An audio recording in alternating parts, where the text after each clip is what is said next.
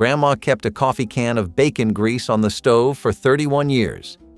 The FDA decided in 1973 that was a violation of the Food, Drug, and Cosmetic Act. She kept doing it. Her chicken came out crispier than anything cooked in vegetable oil. None of these methods are actually illegal. The food and beverage industry just spent 40 years convincing your mother to throw them out. Number 58 on this list got banned in commercial kitchens in 1986 and still works in yours. Number 22 was a curing trick that predates refrigerators. Number 1 on this list is a fermentation method that Grandma used in a crock on the back porch every September. These 60 methods were so effective that the entire processed food industry was built to replace them. Hit subscribe and stick around. Here are the 60 illegal cooking methods Grandma used that still work today. Number 24, using baking soda to soak dried beans. A metal bowl of pinto beans sat on the stove the night before supper. Cold water covered them by 2 inches. A small spoonful of baking soda stirred in. By breakfast, the skins had loosened, the water had turned cloudy, and the beans cooked in half the time. Doctors and dietitians dismissed the trick as a country shortcut that ruined the texture. Research from the USDA later confirmed the alkaline soak breaks down raffinose, the family of sugars that causes gas in beans. The soak cut cooking time by up to 40%. Your great-grandmother soaked her beans because the family had to be at the table on time, and a pot of pintos that took 90 minutes after a soak fed 7 of you with a quarter of cornbread on the side. Number 23, sauerkraut with kielbasa. A stoneware crock sat in the cellar of a house in Hamtramck, Michigan, fermenting cabbage and salt brine for 6 weeks at a time. The same hands that packed the crock pulled out the kraut, layered it with kielbasa, and let it simmer on the back of a coal stove until the sausage skin split. That was a Polish supper for a steel mill family in 1953. Doctors in the 80s warned about the salt and the cured meat, but the salt was the only thing keeping the cabbage alive. Lactofermentation produces lactic acid bacteria, the same kind dietitians now sell you in capsules for $40 a bottle. Her kraut cost 8 cents a serving. Her grandchildren grew up on it the way you grew up on Sunday dinner. The crock is still in the cellar, and the kraut still tastes the way the village taught her. The chemical industry spent decades convincing American housewives they needed a different product for every surface in the house. One for glass, one for tile, one for porcelain, one for wood. Your grandmother needed 2. White vinegar, naturally antibacterial and able to cut through grease on contact, and baking soda, a mild abrasive that lifts stains without scratching. When combined, the two produce a carbon dioxide reaction that loosens grime from grout, drains, and oven interiors without releasing a single airborne toxin. She kept a spray bottle of diluted vinegar under the sink and a box of Arm & Hammer beside it. And between the two, she cleaned everything from kitchen counters to bathroom tile. Modern toxicology studies have linked regular use of commercial spray cleaners to a 20% increase in respiratory problems. She paid pennies for what worked. The rest of us paid dollars for what smelled like a chemical plant. If the vinegar cleaned the surfaces, before the hormones, a dairy cow gave what she gave. Your grandmother knew her milk came from a barn down the road, and nobody injected anything into those animals to make them produce more. Recombinant bovine somatotropin, RBST, is a synthetic growth hormone designed to push dairy cows beyond their natural output, sometimes increasing production by 15% per animal. Japan, Canada, Australia, New Zealand, and every nation in the European Union banned it. The concerns ran deeper than the hormone itself. Cows treated with RBST developed higher rates of mastitis, a painful udder infection that contaminates milk with pus and requires heavy antibiotics to treat. More drugs in the cow meant more residue in the glass. American dairy producers were not required to disclose its use. The woman who poured your cereal milk every morning trusted that someone was watching. Nobody was. Unpasteurized young cheeses like authentic Camembert de Normandie and Brie de Meaux were once available to American cheese lovers seeking imported European varieties. These raw milk cheeses, aged fewer than 60 days, carried complex flavors pasteurized versions could not replicate, with living cultures creating textures that evolved from purchase to plate. French cheesemakers had perfected these recipes over centuries. The FDA's 60-day aging rule banned these cheeses from American markets, citing concerns about bacteria like Listeria and Salmonella. Americans could only purchase pasteurized imitations or older cheeses aged past the threshold. France, Italy, and Switzerland consider these cheeses essential cultural heritage, protected by law and celebrated at markets and family tables without restriction. The ban remains among the most debated food regulations in America, with lovers arguing centuries of safe European consumption proved the caution excessive. Hot stone bed warming was a nightly ritual in homes without central heating, where families heated large flat rocks by the fire and wrapped them in cloth before tucking them under blankets. The stones retained heat for hours, radiating warmth through nights when bedrooms dropped below freezing in poorly insulated cabins. Families in New England and Appalachia selected dense river stones that held heat longest, keeping favorites for years. Timing mattered. Stones pulled too early cooled before midnight, while overheated ones scorched fabric. Children slept with stones at their feet, and mothers placed them near infants to prevent the cold that claimed young lives every winter. During blizzards lasting days, when firewood had to be rationed, heated stones became essential survival tools rather than comforts. Researchers confirmed dense stone retains thermal energy efficiently, releasing it gradually through long nights. This was warmth you could literally hold in your hands. Canned fruit cocktail in heavy syrup was dessert disguised as nutrition, and cafeterias served it proudly. Those cubed peaches, pears, grapes, and cherries floated in sugared liquid that made fruit acceptable to children who might otherwise reject it entirely. The syrup was thick, sweet, and genuinely delicious, transforming institutional fruit into something children requested rather than avoided. Lunch ladies spooned generous portions into small bowls, and children ate every bite. When sugar became the new dietary villain, heavy syrup disappeared in favor of fruit packed in juice or water that children largely refused to finish. The original version delivered vitamins, fiber, and the simple pleasure of sweetness that made school lunches bearable. Modern thinking suggests that moderate sugar consumption, particularly attached to actual fruit, poses minimal health risk compared to the processed alternatives children consume today. Fermenting vegetables in crocks on the counter was an ancient preservation method that 1970s families still practiced before commercial canning made it seem unnecessary. Cabbage became sauerkraut, cucumbers became pickles, and vegetables transformed through salt and thyme. Women packed vegetables into ceramic crocks, weighted them down, and let beneficial bacteria work over days or weeks. Food safety regulations discouraged home fermentation, pushing families towards sterile canned goods and vinegar pickles. But modern science has completely reversed this position. Research shows that lacto-fermented vegetables contain probiotics essential for gut health, more bioavailable vitamins than raw vegetables, and natural preservatives that keep food safe without refrigeration. What seemed like old-fashioned kitchen witchcraft has been validated as sophisticated food science humans practiced for thousands of years. The 1970s families who kept fermentation traditions alive were preserving knowledge that modern medicine is only now rediscovering. Water glass egg preservation allowed families to store eggs for months without refrigeration by submerging them in sodium silicate solution that sealed the porous shells completely. This technique, passed through generations of mountain women, kept eggs fresh from spring laying season through winter scarcity when hens stopped producing. Modern food scientists confirm that water glass creates an airtight barrier preventing bacterial contamination and moisture loss while maintaining quality for 6 months or longer. The eggs emerged from their mineral bath looking identical to fresh ones, with yolks standing high and whites holding firm. Commercial facilities now use similar principles, but the chemistry remains what farm wives discovered through necessity. Families practicing this technique never faced winter without eggs for baking or breakfast. The method required no refrigeration, no special equipment beyond a crock, and no ongoing attention.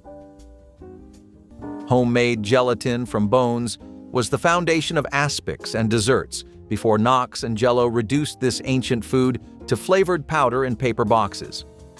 Cooks extracted gelatin by simmering bones and cartilage for hours until collagen dissolved into liquid that set firm when chilled. This natural gelatin had nutritional properties processed versions lacked, supporting joint health and aiding digestion. Savory aspects showcased cold meats in glistening clarity, while fruit desserts wobbled with homemade purity. Gelatin companies marketed convenience, packaging their product with artificial colors that transformed gelatin into children's party food rather than nourishment. Making real gelatin required bones that butchers stopped saving once demand disappeared and time modern schedules supposedly couldn't spare. Within 2 generations, the skill vanished so completely that most Americans don't realize gelatin comes from animals. The artificially green desserts dominating potlucks bear no resemblance to grandmother's rich creations. Copper cookware lined kitchen walls in 1960s homes where serious cooks understood this metal conducted heat more evenly than any alternative. The antimicrobial properties of copper, though not understood then, provided additional benefit that modern science has documented extensively. Studies confirm bacteria, viruses, and fungi die rapidly on copper surfaces through contact killing that destroys pathogens within minutes. The responsive heat conductivity allowed cooks to adjust temperature instantly, preventing scorched sauces. French culinary tradition relied on copper for centuries, knowledge American homemakers adopted when French cooking became fashionable. The maintenance required was considerable, demanding regular polishing to prevent tarnish.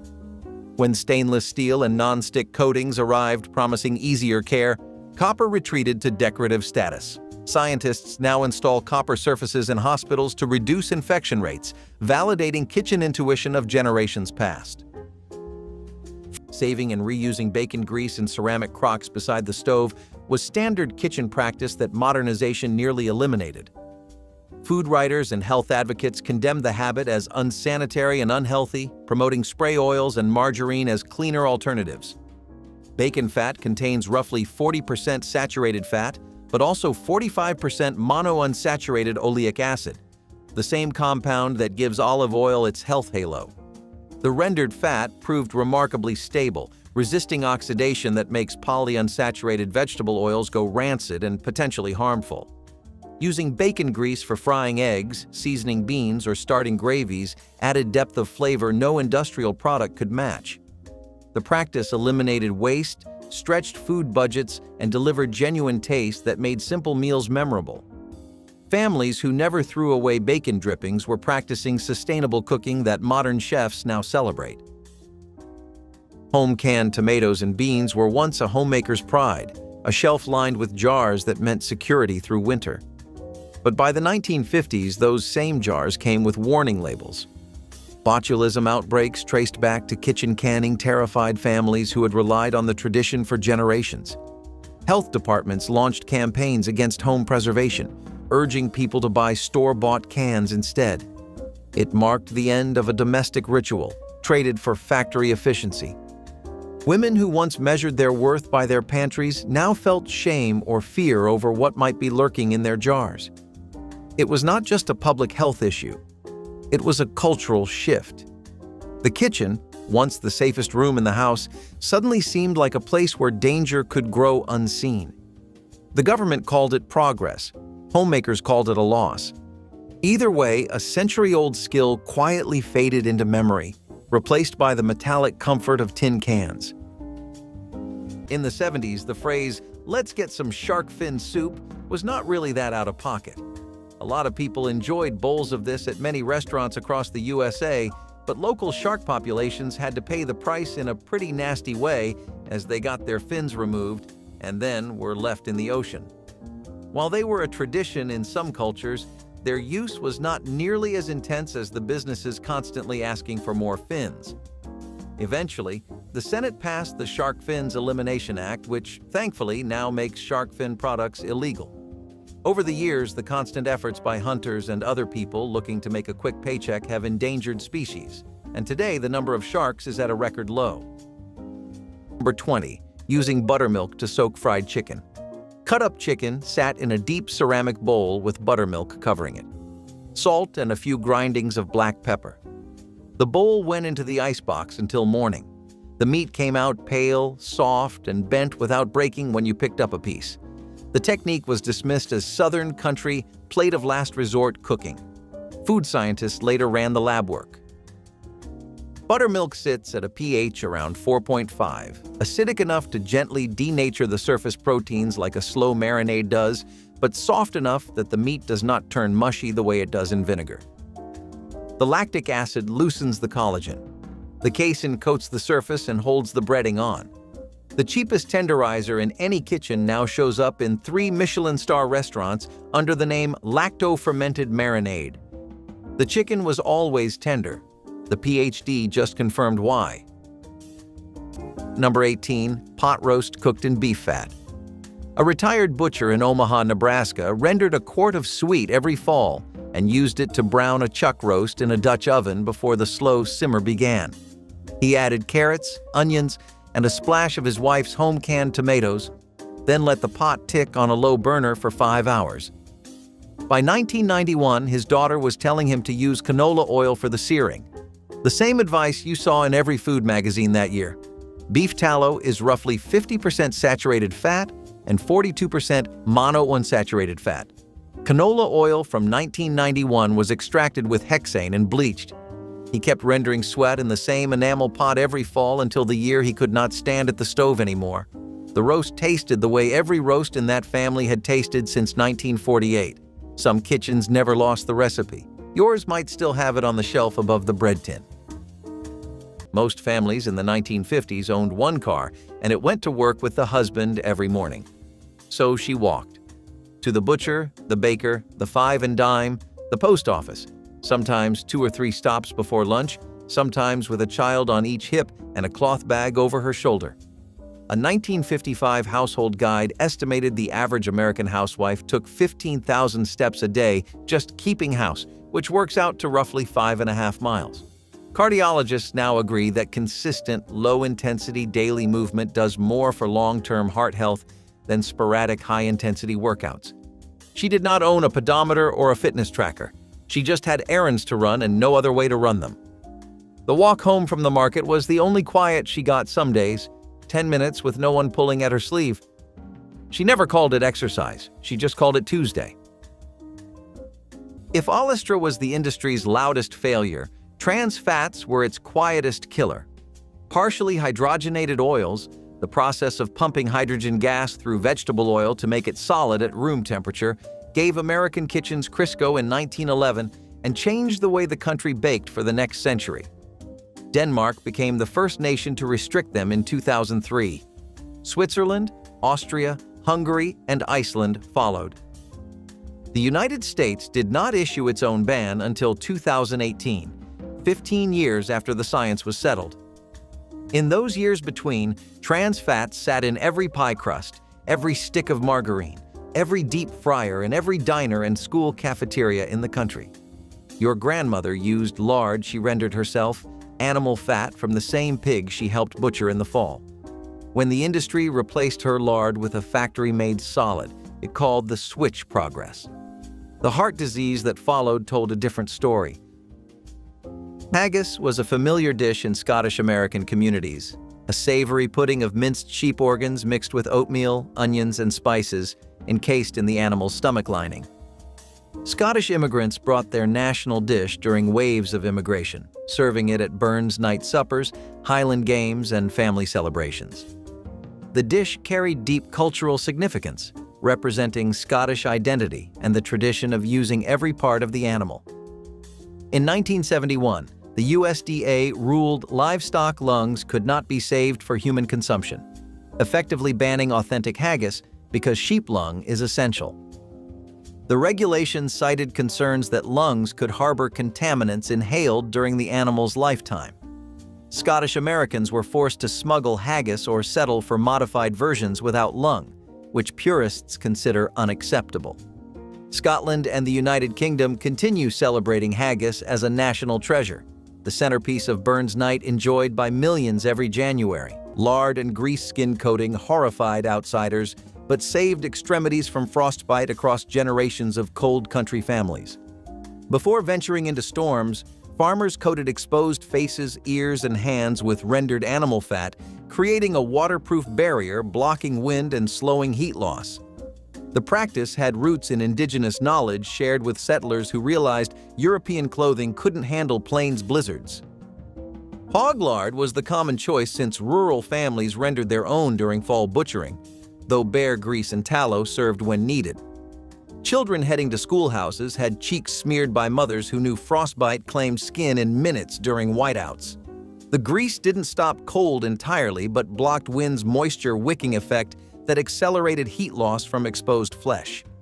Cold weather researchers confirmed fat barriers reduce evaporative cooling significantly, validating what prairie families practiced for generations without formal understanding. Real butter pats in foil wrappers accompanied nearly every hot roll, cornbread square, and biscuit that emerged from 1970s cafeteria kitchens. These small rectangles of churned cream represented thousands of years of human nutrition science compressed into convenient individual servings. Children peeled back the wrapper and spread golden fat onto warm bread without anyone suggesting this was dangerous. The butter melted into every crevice, adding richness and satisfaction to meals that might otherwise feel institutional. When margarine replaced butter in the name of heart health, schools unknowingly introduced trans fats that proved genuinely harmful. The butter had been protecting children all along, providing vitamin A, vitamin K2, and healthy saturated fats that growing bodies needed. Modern nutritionists have reversed decades of butter demonization, acknowledging that this whole food never deserved its villainous reputation. Soaking dried beans overnight with a pinch of baking soda was a kitchen trick every 1970s grandmother swore by that modern cooks dismissed as unnecessary. The night before making soup, women covered dried legumes with water and added baking soda to the soaking liquid. The beans plumped up overnight and cooked faster the next day, becoming creamy and tender without hours of simmering. Quick cooking methods and canned beans made this practice seem obsolete. Why soak overnight when you could open a can in seconds? But food scientists have confirmed the baking soda method works through real chemistry. The alkaline environment breaks down pectin in bean skins, allowing water to penetrate faster and completely. Beans soaked with baking soda cook in significantly less time and produce creamier results. The method also reduces compounds that cause digestive discomfort. What seemed like grandmother superstition was practical food chemistry that saved fuel, improved texture, and made beans more digestible. Storing smoke preservation in small wooden smokehouses transformed fresh meat into shelf-stable protein lasting through seasons without refrigeration, using nothing but hardwood smoke and time. Food scientists understand that smoking deposits phenolic compounds, organic acids, and carbonyl compounds inhibiting bacterial growth while creating antioxidant protection. The slow, cold smoking techniques mountain families used, hanging hams and bacon for weeks in cool smoke, created preservation conditions that food safety research confirms prevent pathogen development. The specific woods chosen, hickory, apple, oak, each contributed different antimicrobial compounds families discovered through generations of experience. Researchers now document that properly smoked meats remain safe for months at temperatures that would quickly spoil fresh meat. The smokehouses standing in every farmyard represented food security technology refined over centuries. Commercial processors now replicate these techniques but cannot fully match them. Homemade vinegar was a continuous process in farmhouse kitchens before Heinz standardized acidity and convinced Americans that only factory-produced vinegar was safe. Families maintained vinegar mothers, gelatinous cultures that transformed wine, cider, or alcoholic liquids into tangy vinegar over weeks of fermentation. These mothers were shared among neighbors, passed through generations, and treated as valuable assets. The resulting vinegars carried complex flavors: apple cider that tasted of autumn orchards, wine vinegar with grape undertones, malt vinegar with toasty depth. Commercial companies marketed standardization, implying homemade versions might harbor dangerous bacteria or produce inconsistent results. Their products were cheap, uniform, and utterly lacking character. The vinegar mothers died when families stopped feeding them, and the knowledge of maintaining them passed from practice. Today, artisan vinegars command premium prices for what every household once produced from kitchen scraps and time. Raw honey treatments for wounds and burns were common knowledge in 1960s, households where this golden substance served as first aid before modern antiseptics became standard. The antibacterial properties derived from hydrogen peroxide production, low moisture content, and acidic pH that create environments where pathogens cannot survive. Modern medical research validates this remedy so thoroughly that medical-grade honey products are now used in hospitals for treating diabetic ulcers and antibiotic-resistant infections. The osmotic effect draws moisture from bacterial cells while providing protective barrier that keeps wounds clean. Grandmothers applied honey to minor cuts, scrapes, and kitchen burns, covering them with clean cloth. The sticky consistency kept dressings in place while preventing contamination. When pharmaceutical antiseptics promised scientifically formulated protection, honey seemed like folk medicine. Researchers now study specific honey varieties for wound-healing properties.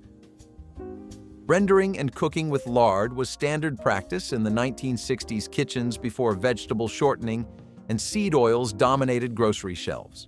Health authorities warned families that animal fats would clog arteries, pushing them toward hydrogenated alternatives that seemed modern and clean. Decades later, scientists discovered those replacement products contained trans fats far more dangerous than anything in traditional lard. Pure lard from pastured pigs contains oleic acid, the same heart-healthy monounsaturated fat praised in olive oil, along with vitamin D that plant oils cannot provide. The smoke point proved higher than most vegetable oils, making it safer for high-heat frying without creating harmful compounds. Pie crusts made with lard achieved flakiness that shortening never matched. The generation that abandoned their grandmother's lard bucket for Crisco cans traded genuine nutrition for industrial convenience that science now regrets promoting. Calf brain sandwiches sound unsettling now, but once they were a small-town delicacy. Served hot on toasted buns with onions and mustard, they were a common lunch in diners across the Midwest. Farmers loved them for their price and protein, and few thought twice about it. But by the 1950s, whispers of strange neurological diseases in livestock began circulating. Scientists could not prove much yet, but the fear was enough. Health departments issued warnings, and suddenly, brains on bread vanished from menus almost overnight. Diners stopped serving them, and butchers stopped selling them, more out of caution than law. It was one of the first modern examples of fear outpacing science, shaping what Americans felt safe eating. Those who remembered the sandwiches described them as tender, rich, and oddly comforting. But comfort was no match for paranoia. The calf brain sandwich became a ghost of its own making, proof that appetite can turn to fear faster than any disease can spread. Casu marzu, luckily, was not an animal species that was almost wiped out, but a vintage Italian cheese that involved sheep's milk, which was heated and then curdled for 3 weeks. Now this gave it one hell of a flavor and a sensation that other cheese just could not hold a candle to, but the process was beyond icky. Within 3 weeks of curdling, flies would be drawn to the milk and they would bombard it with their eggs, naturally turning into maggots. The maggots would then eat the milk, which had rotted a fair bit by now, and then let out some kind of substance that gave casu marzu its fame. For a lot of people, this might be too much, and that's definitely a fair hill to die on. Luckily, the government is one of those groups, and it banned this cheese for not meeting health standards. Number 16. Using coffee grounds to rub a tough beef chuck. Number 16 on this list turned a tough cut into the centerpiece of your Sunday dinner for 40 cents. The cold leftover grounds from the morning percolator were saved in a tin can by the stove. They mixed with brown sugar, salt, paprika, and pepper. The mixture rubbed hard into the surface of a beef chuck or brisket. The roast sat in the icebox overnight, then went into a slow oven at 300 degrees for 5 hours. Your crust came out dark, savory, faintly bittersweet. Charcoal grill culture in the 1990s laughed at the idea. A 2015 study from Meat Science Labs at Texas A&M confirmed that the chlorogenic acid in coffee gently denatures the surface proteins of beef and the polyphenols in dark roast deepen the Maillard browning during slow cooking. Food and Wine put coffee-rubbed brisket on its cover. Your grandmother priced the whole roast at 40 cents and fed 8 people on it through Sunday dinner and 2 weekday lunches. By the way, if you want the rest of the tricks the labs are now confirming, I put a printable recipe guide together. The link is below this video, and it walks through more like these. Number 19. Lard fried chicken. A cast-iron Dutch oven sat on a wood stove in Greenville, Mississippi, holding 3 inches of pork fat a grandmother had rendered herself the week before. She salted the bird overnight, dredged it in flour seasoned with black pepper and a little smoked paprika, and lowered the pieces in skin side down. She fried them slow, never rushed, the way her own mother had taught her in 1934. The skin shattered like glass when you pressed it with a fork.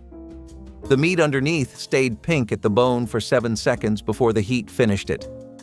That was Sunday dinner for 14 people, served on the same heavy, cream-colored platter your great-aunt had carried from the table since the spring of 1939. By 1985, her doctor was telling her to switch to a vegetable shortening with a label that promised heart health. She did not. She kept rendering pork fat in the same enamel pot, kept frying chicken in it twice a week, and ate the skin every time. Her cholesterol stayed exactly where it had always been. By the time researchers in 2010 reviewed the saturated fat data and found no real link to heart disease, she had been gone 12 years. The vegetable shortening her doctor recommended in 1985 was 40% trans fat. The FDA pulled it from the food supply in 2018, the same year the WHO called for a global ban. But lard was never on either list. The part the textbooks never explain is that the science was wrong from the start, and the kitchens that kept cooking the way they had always cooked were the ones that kept feeding the body the way the body wanted to be fed. Her recipe was already in her granddaughter's hand. The cast-iron Dutch oven still sat on the same shelf above the stove. 3 inches of pork fat, a bird, a salted overnight rest. The science had finally caught up. Before the dryer became the default in every American laundry room, clotheslines stretched across nearly every backyard in the country, and the science behind them was better than anyone realized. Ultraviolet light from direct sunlight acts as a natural disinfectant, killing bacteria on fabric the same way UV lamps work in clinical settings. Your grandmother knew whites went in the sun and colors went in the shade, and she never read a study to figure that out. She could tell you exactly how to fold a bedsheet over the line so it dried without creasing. 1/3 draped over, hem to hem, wrong side out. Homeowners associations started banning clotheslines in the 1970s, calling them eyesores, and by the 1990s, most suburban yards had none at all. The fresh smell of sun-dried cotton came from a photochemical reaction between UV rays and wet fabric, something no dryer sheet has ever replicated. She hung laundry in the morning and brought it in by afternoon, and nobody thought to call it self-care. Nobody needed to. In 2012, a USDA microbiologist named Gerald Zernstein sent an email to colleagues calling it nasty pink slime, and the phrase stuck.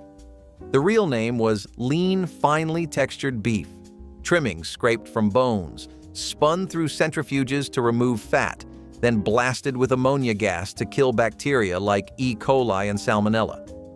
At the time, roughly 70% of ground beef sold in American supermarkets contained this filler, and none of it was labeled. The European Union and Canada banned ammonia-treated beef entirely. The USDA approved the process in 2001 and agreed with the manufacturer that ammonia was a processing agent, not an ingredient, so it never appeared on a package. Your family bought ground beef and thought they were getting ground beef. The old butchers ground their meat fresh. You watched them do it, the chuck going through the grinder right in front of you.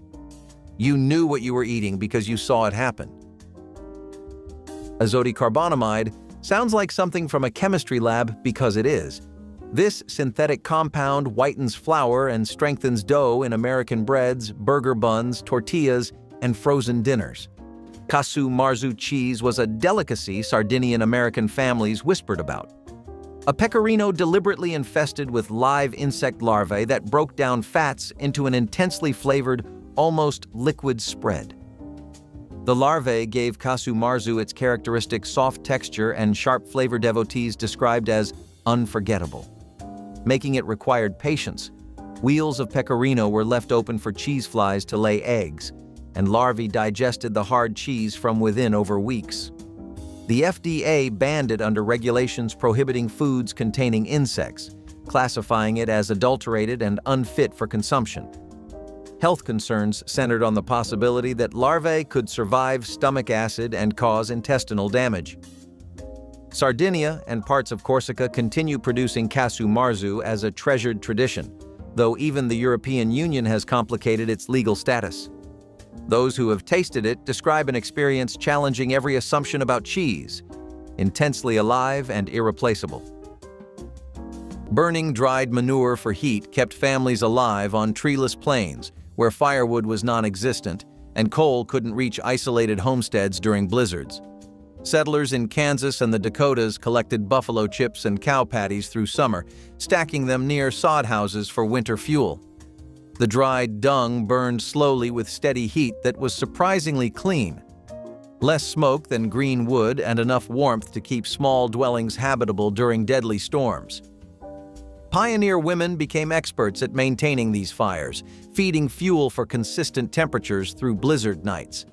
Children gathered chips in burlap sacks after school, and families measured winter readiness by dung pile size rather than wood pile. The practice drew ridicule from Easterners, but dried herbivore dung contains plant fibers that burn efficiently and has fueled cultures worldwide for thousands of years. Energy researchers confirmed its thermal output and recognized it as a legitimate sustainable fuel source. Chicken fried steak with country gravy represented the pinnacle of Southern cafeteria cooking brought into schools across the region and beyond. Thin beef cutlets were tenderized, breaded in seasoned flour, and fried until golden before being draped in cream gravy made from pan drippings. This dish was unashamedly rich, delivering protein, fat, and carbohydrates in proportions that kept children focused through afternoon classes. Cafeteria workers took pride in their gravy, whisking flour into rendered fat until it thickened into something between sauce and sustenance. The smell alone drew children to the serving line with genuine anticipation. The dish disappeared when fat and sodium restrictions transformed school menus into exercises in culinary deprivation. Modern research suggests that occasional consumption of such traditional preparations poses no meaningful health risk to active children who burn calories throughout the day. Making bone broth from leftover carcasses was a cornerstone of 1970s thrift cooking that fell out of fashion as convenience foods took over. After roasting a chicken or cooking a ham, nothing went to waste. Bones went into large stock pots with vegetable scraps covered with water and simmered for hours until the liquid turned rich and golden. This broth became the foundation for soups, gravies, and sauces that stretched meals further. Modern processed bouillon cubes promised convenience but delivered only salt and artificial flavors. Food manufacturers convinced families that homemade stock was unnecessary work. But scientists have confirmed that properly made bone broth contains collagen, glycine, and minerals that support gut health and reduce inflammation. The gelatin released during long simmering provides amino acids that commercial products cannot match. What 1970s cooks understood intuitively, that slow-simmered bones created something nourishing, has been validated by modern nutrition research. Sorghum syrup production turned tall grass into sweetener when refined sugar was expensive or unavailable, providing calories, minerals, and flavor that sustained mountain communities. Nutritionists confirm that sorghum syrup contains iron, potassium, and antioxidants that refined sugar entirely lacks, making it nutritionally superior to the processed sweetener that replaced it. The process involved crushing stalks, collecting juice, and slowly cooking it over wood fires until it thickened into dark, richly flavored syrup. Scientists studying traditional sweeteners note that sorghum's complex flavor compounds reduce the quantity needed for sweetness compared to refined sugar. The crop itself grew in poor soil and dry conditions where other crops failed, providing reliable harvest when foods were scarce. Mountain families who drizzled sorghum over biscuits were consuming functional food before that term existed. Modern producers now market sorghum as artisanal sweetener. Homemade condensed milk was a pantry staple families prepared before Borden and Carnation monopolized the market with canned versions. The process required nothing more than fresh milk, sugar, and patience, simmering whole milk until it reduced by half while stirring constantly. The result was thick, sweet, and intensely creamy with caramelized depth commercial products couldn't match. Farm families made it during summer when cows produced abundantly, storing it in cool cellars where it kept for weeks. It became the base for fudge, caramel sauce, and sweetened coffee during hard times. Canned milk companies marketed convenience, implying homemade versions were unreliable and potentially dangerous without factory sterilization. Their advertising suggested only the uneducated still bothered with old-fashioned methods. Within decades, the simple skill of reducing milk disappeared from common knowledge, replaced entirely by pull-tab cans. Those who taste the homemade version discover a richness that makes commercial products seem flat. Lard rendered from pork fat was the primary cooking fat in the 1960s kitchens, where it produced flaky pie crusts, crispy fried chicken, and vegetables with rich, satisfying flavor. Nutritionists warned against animal fats, promoting vegetable oils and margarine as healthier alternatives that would prevent heart disease. Decades of research have reversed this guidance, revealing natural saturated fats like lard are more stable for cooking than polyunsaturated vegetable oils that oxidize under heat. Lard contains high levels of vitamin D when pigs are pasture-raised, a nutrient difficult to obtain elsewhere. The fat also contains oleic acid, the same heart-healthy monounsaturated fat found in olive oil. Home-rendered lard from local butchers contained no trans fats, unlike hydrogenated vegetable shortenings. Pie crusts made with lard achieved tender flakiness that butter could not match due to its unique crystalline structure. When health agencies promoted margarine, they inadvertently encouraged consumption of deadly trans fats. Drinking whole milk and eating full-fat dairy products was common practice before low-fat recommendations transformed the dairy case into a parade of skim and reduced-fat options. Parents were told that removing fat would make dairy healthier for growing children and weight-conscious adults. Decades of research now show that full-fat dairy consumers have lower rates of obesity, diabetes, and heart disease compared to those choosing reduced-fat alternatives. The natural fats in whole milk slow sugar absorption, provide fat-soluble vitamins in bioavailable forms, and signal satiety that prevents overeating. Removing fat concentrated the lactose sugar while eliminating the components that made dairy genuinely nourishing. Children raised on whole milk from the family cow or local dairy received complete nutrition that skim milk simply cannot provide.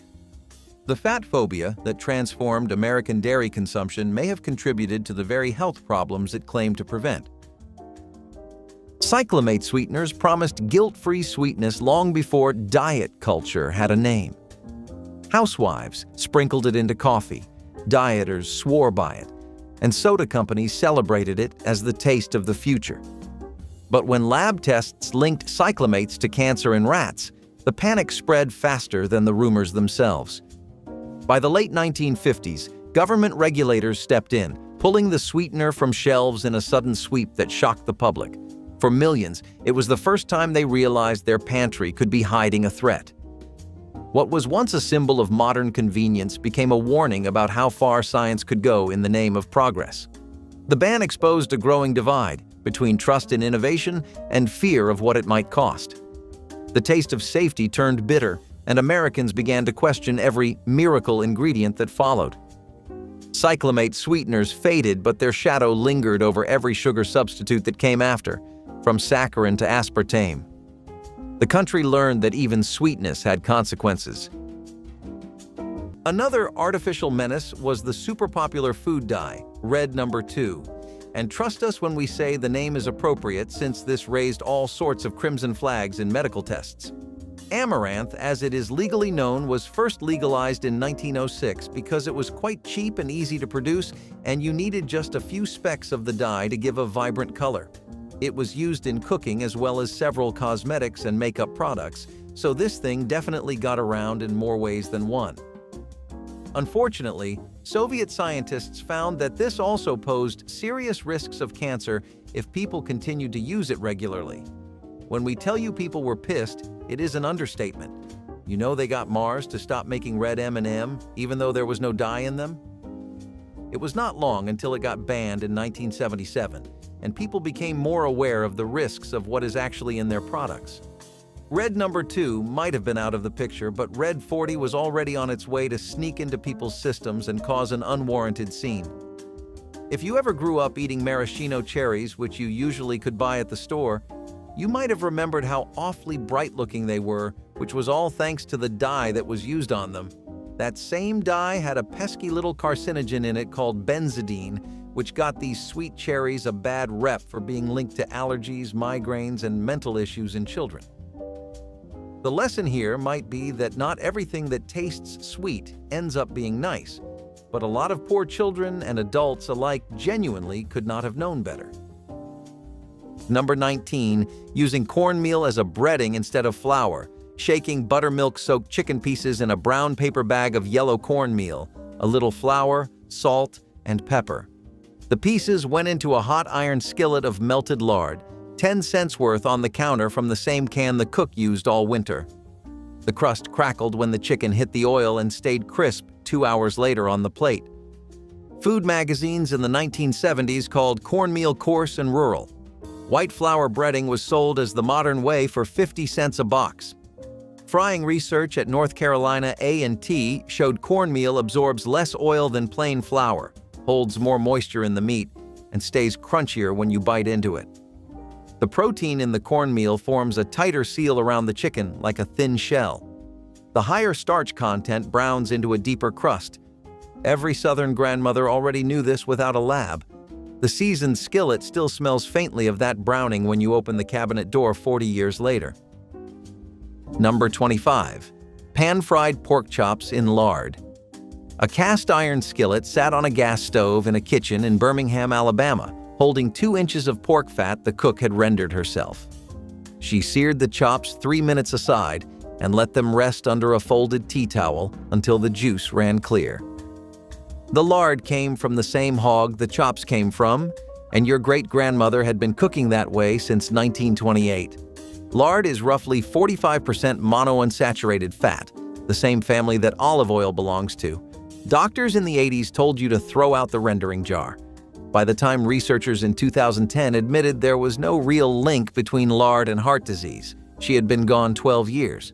The thing most people miss about a pork chop is that the fat is the flavor. The recipe was already in your hand.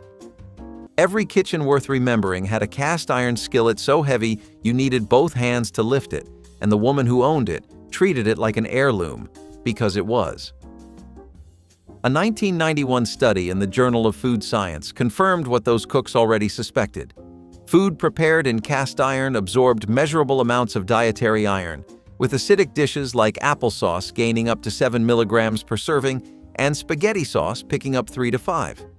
The seasoning on that skillet, layers of polymerized fat built up over years of daily use, created a natural nonstick surface without a single synthetic chemical. She never washed it with soap. She wiped it clean, rubbed it with a thin coat of lard, and set it back on the stove still warm. Your grandmother did not need a global health recommendation. She needed cornbread for supper and a skillet her mother gave her, and that was enough. Open a box of cereal from the 1970s, and the ingredient list reads like a grocery receipt: wheat, sugar, malt, salt. Open one today, and somewhere near the bottom, you find BHA or BHT, 2 synthetic preservatives added to keep fats from going rancid on the shelf. Butylated hydroxyanisole and butylated hydroxytoluene sit in American breakfast cereals, instant potatoes, stuffing mixes, chewing gum, and butter. Japan, the United Kingdom, and much of the European Union banned or severely restricted both after studies linked them to tumor growth in animals and potential interference with blood clotting. Pillsbury pie crusts, stovetop stuffing, frosted flakes, all reformulated for international shelves, all sold with the original recipe at home. The old kitchens had a simpler method. They cooked what they had, ate it that week, and started fresh.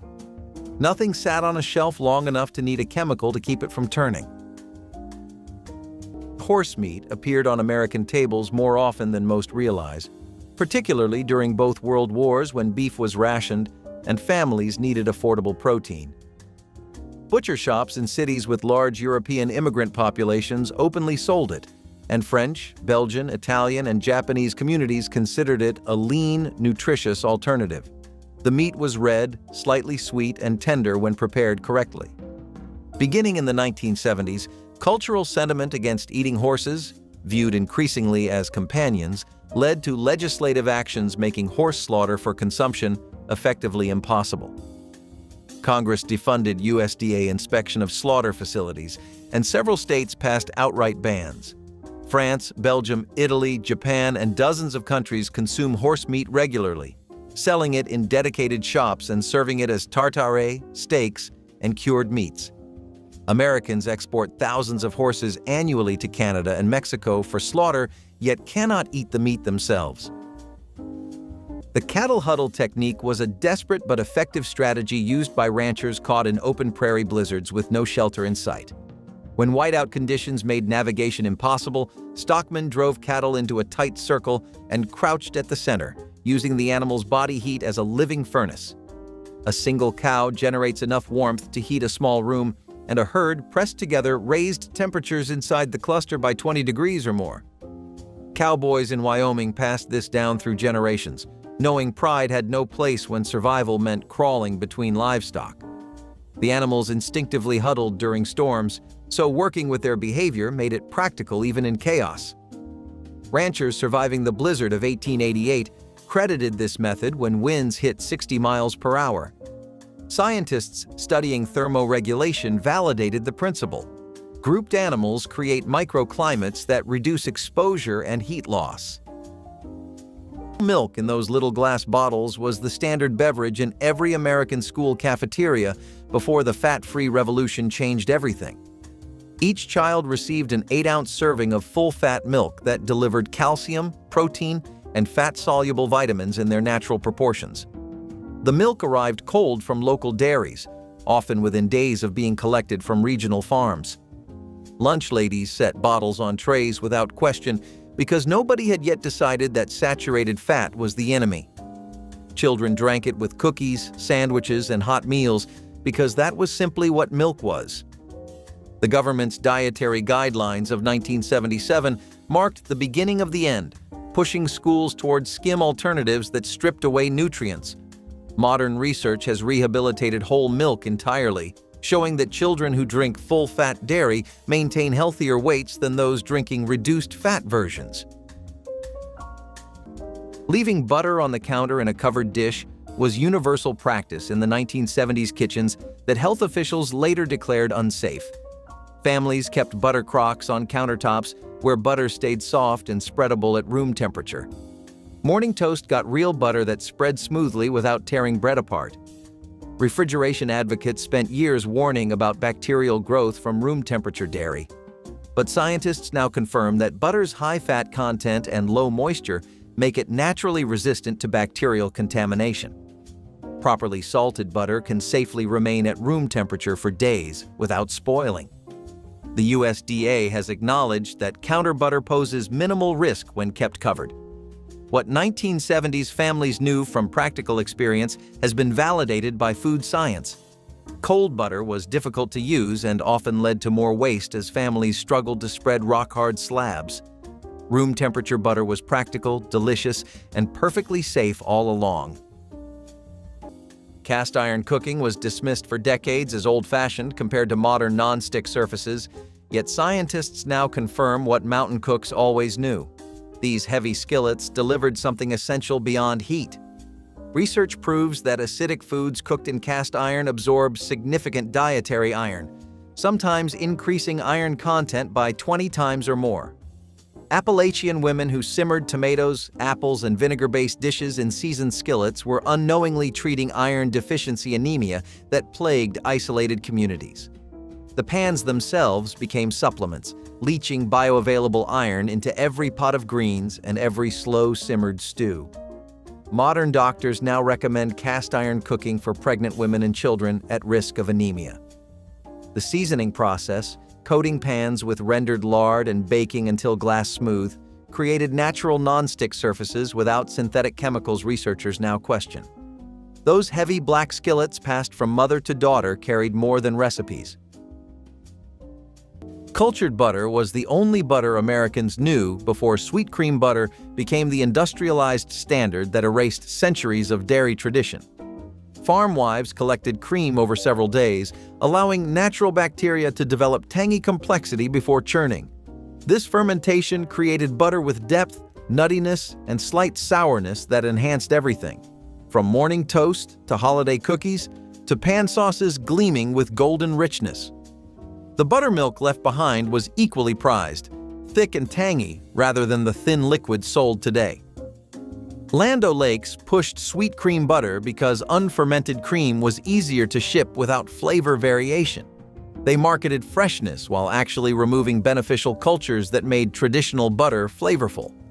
Home butter making became associated with poverty rather than quality. The knowledge of culturing cream and churning proper butter faded so completely that European cultured butters now command premium prices. What grandmothers made weekly became imported luxury.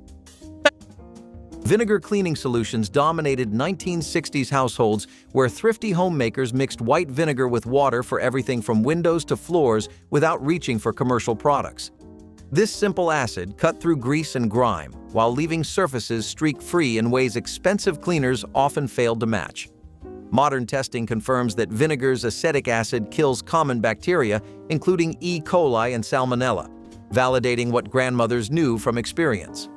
The solution was safe around children and pets, leaving no toxic residues on surfaces where food was prepared.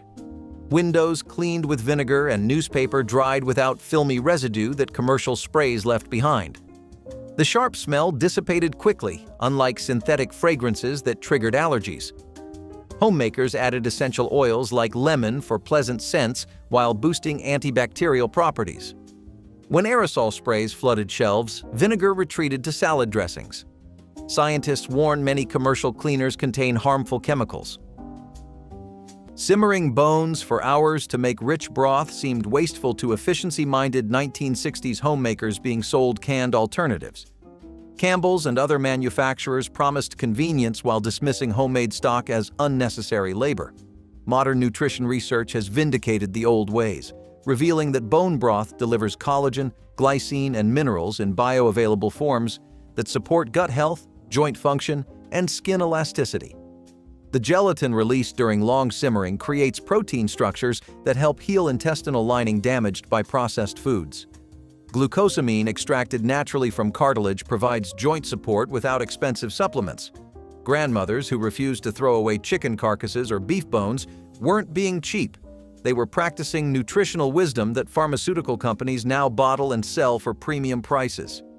The stockpot simmering on the back burner represented genuine wealth that no convenience product could replicate. Raw milk was once a kitchen staple in America, poured into breakfast cereal or churned into butter right at home. But by the 1950s, it became a symbol of danger. Public health officials began linking unpasteurized milk to outbreaks of tuberculosis and bacterial infections that terrified entire towns. States started banning it outright, calling it a silent threat that could make families sick without warning.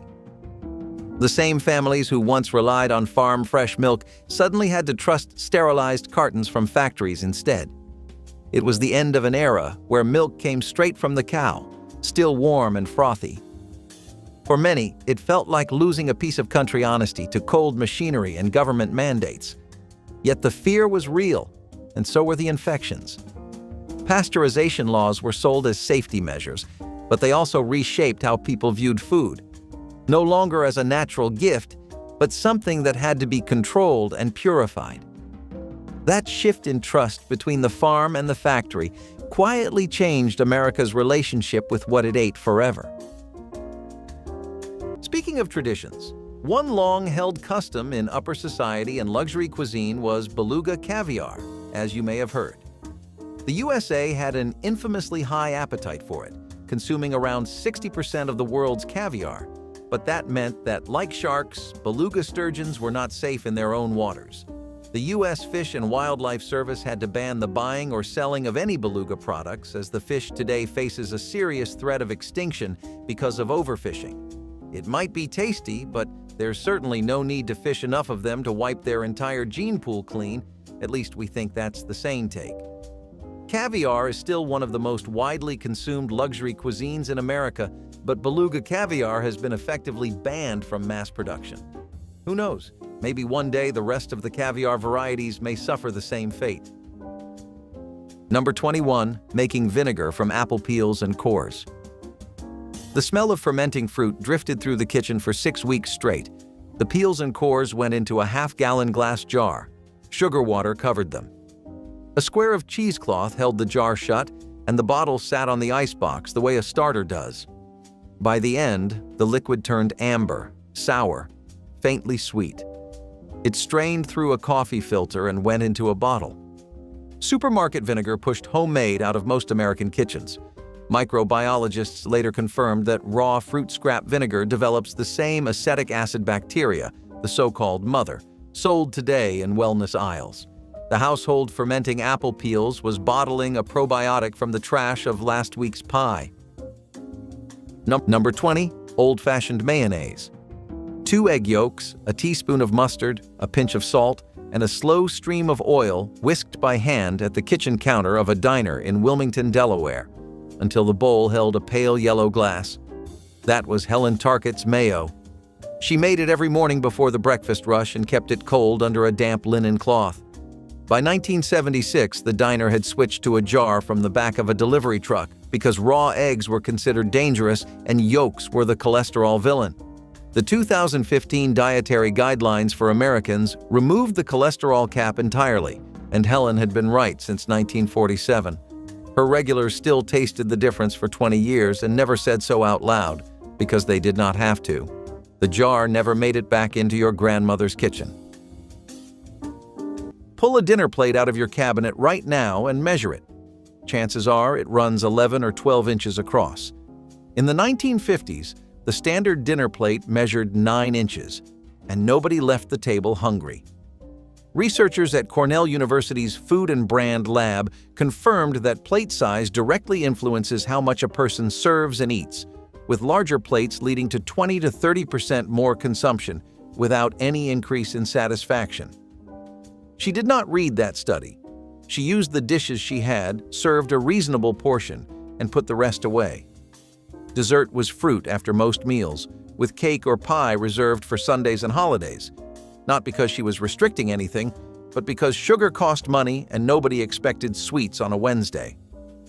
The smaller plate, the regular meal times, the understanding that snacking between meals was poor manners, the whole family practiced portion control without using the phrase. Potassium bromate is a fine white powder that American bakers have been adding to dough for decades. It makes bread rise higher, bake faster, and come out with a bright white crumb that looks clean and uniform on a shelf. More than 100 commercial bread products in the United States still contain it. The United Kingdom, Canada, China, India, Brazil, and every country in the European Union banned potassium bromate after the International Agency for Research on Cancer classified it as a possible human carcinogen linked to kidney tumors and thyroid damage. The old bread makers never kneaded it. They kneaded by hand, let the dough rest overnight, and knew by the feel of it. The stretch, the spring, the weight in their palms, when it was ready. You did not rush bread, you earned it.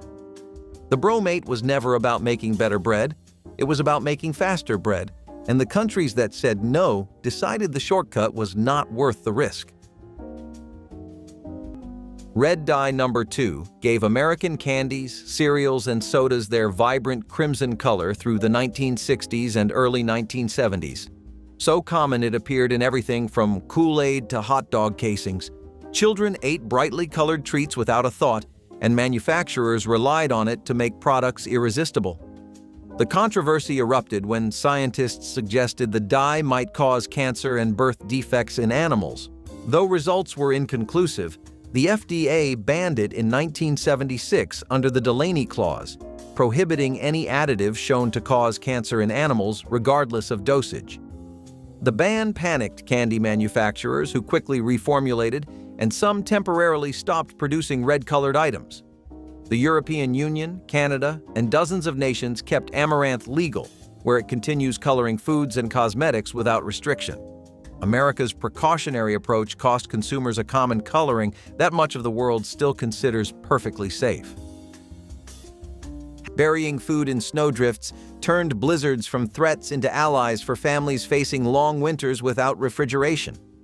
When storms buried homesteads, families packed meat, butter, and milk into containers and placed them deep in surrounding drifts, creating natural freezers at temperatures well below freezing. The practice was common across the northern plains where blizzards isolated families for weeks. Farmers butchered livestock before major storms and packed cuts in snow, knowing drifts preserved meat better than root cellars. Burial depth was critical.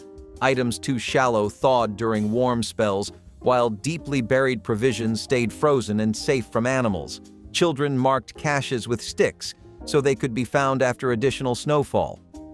Food scientists confirmed snowdrift storage maintains remarkably stable temperatures, functioning as cold storage predating mechanical refrigeration by centuries. The blizzard itself became the pantry. Chocolate milk with real sugar and cocoa was the reward every child hoped for during lunch period. This wasn't the artificially sweetened, chemically flavored version that would come later. This was real cocoa powder mixed with whole milk and cane sugar, creating something that tasted like dessert but delivered genuine nutrition.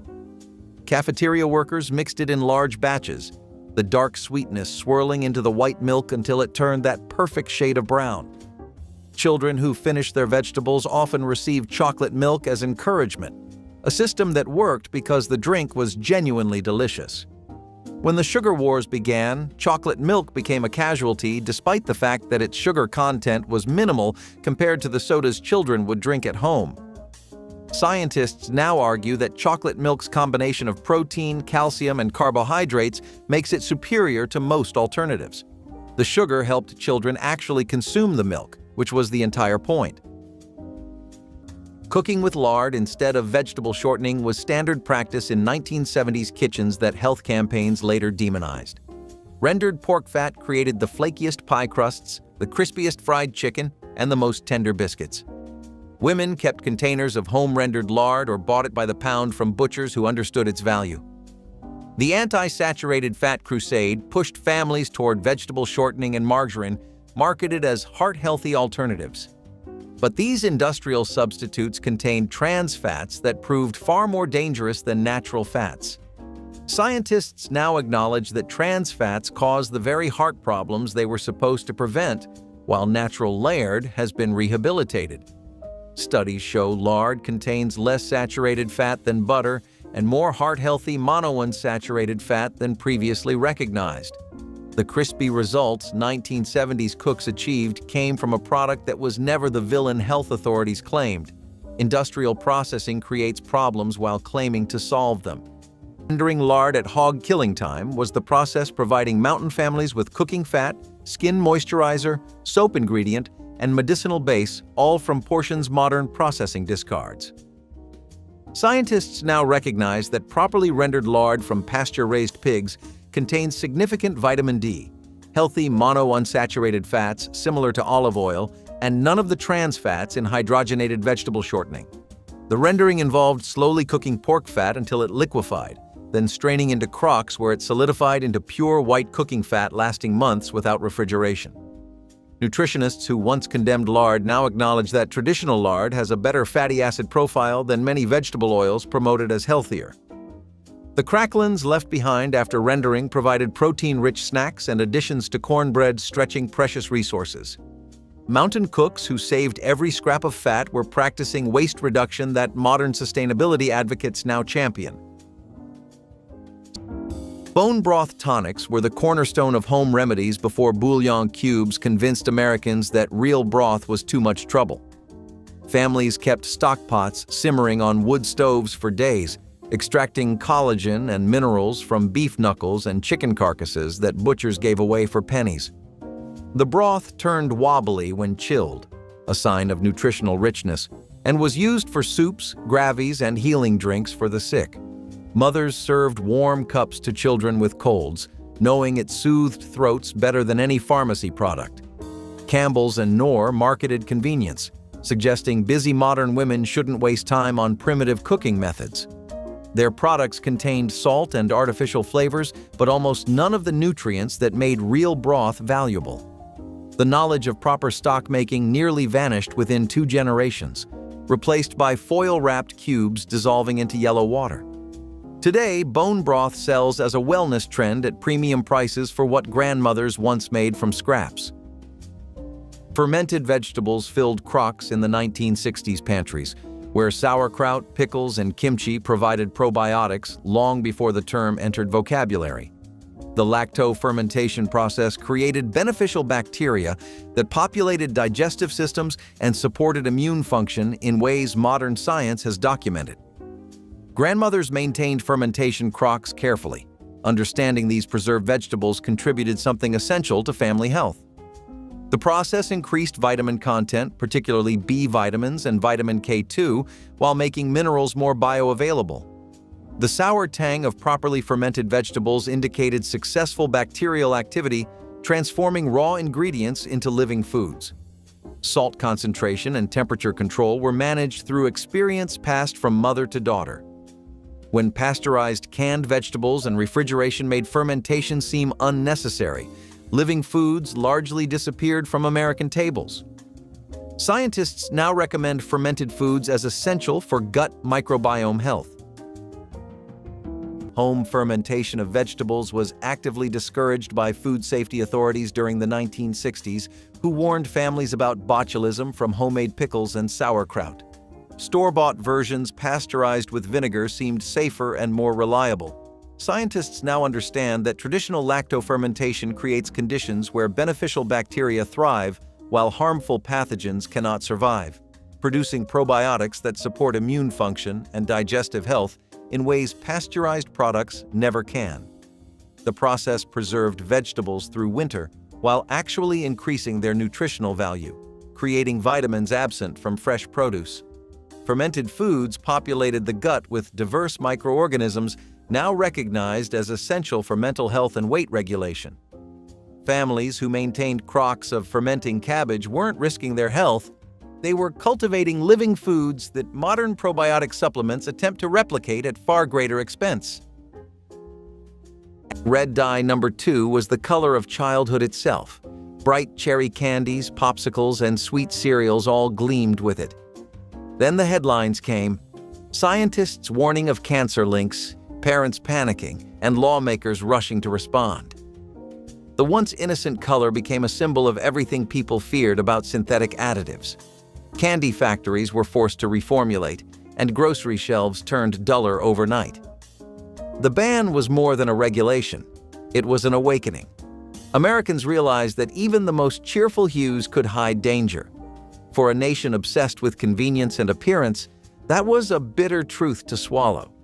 Red candies without the familiar glow looked sadder, emptier, somehow less alive. But for many, the risk no longer seemed worth the shine. The ban left behind more than faded sweets. It left behind a lasting suspicion of anything too bright to be real.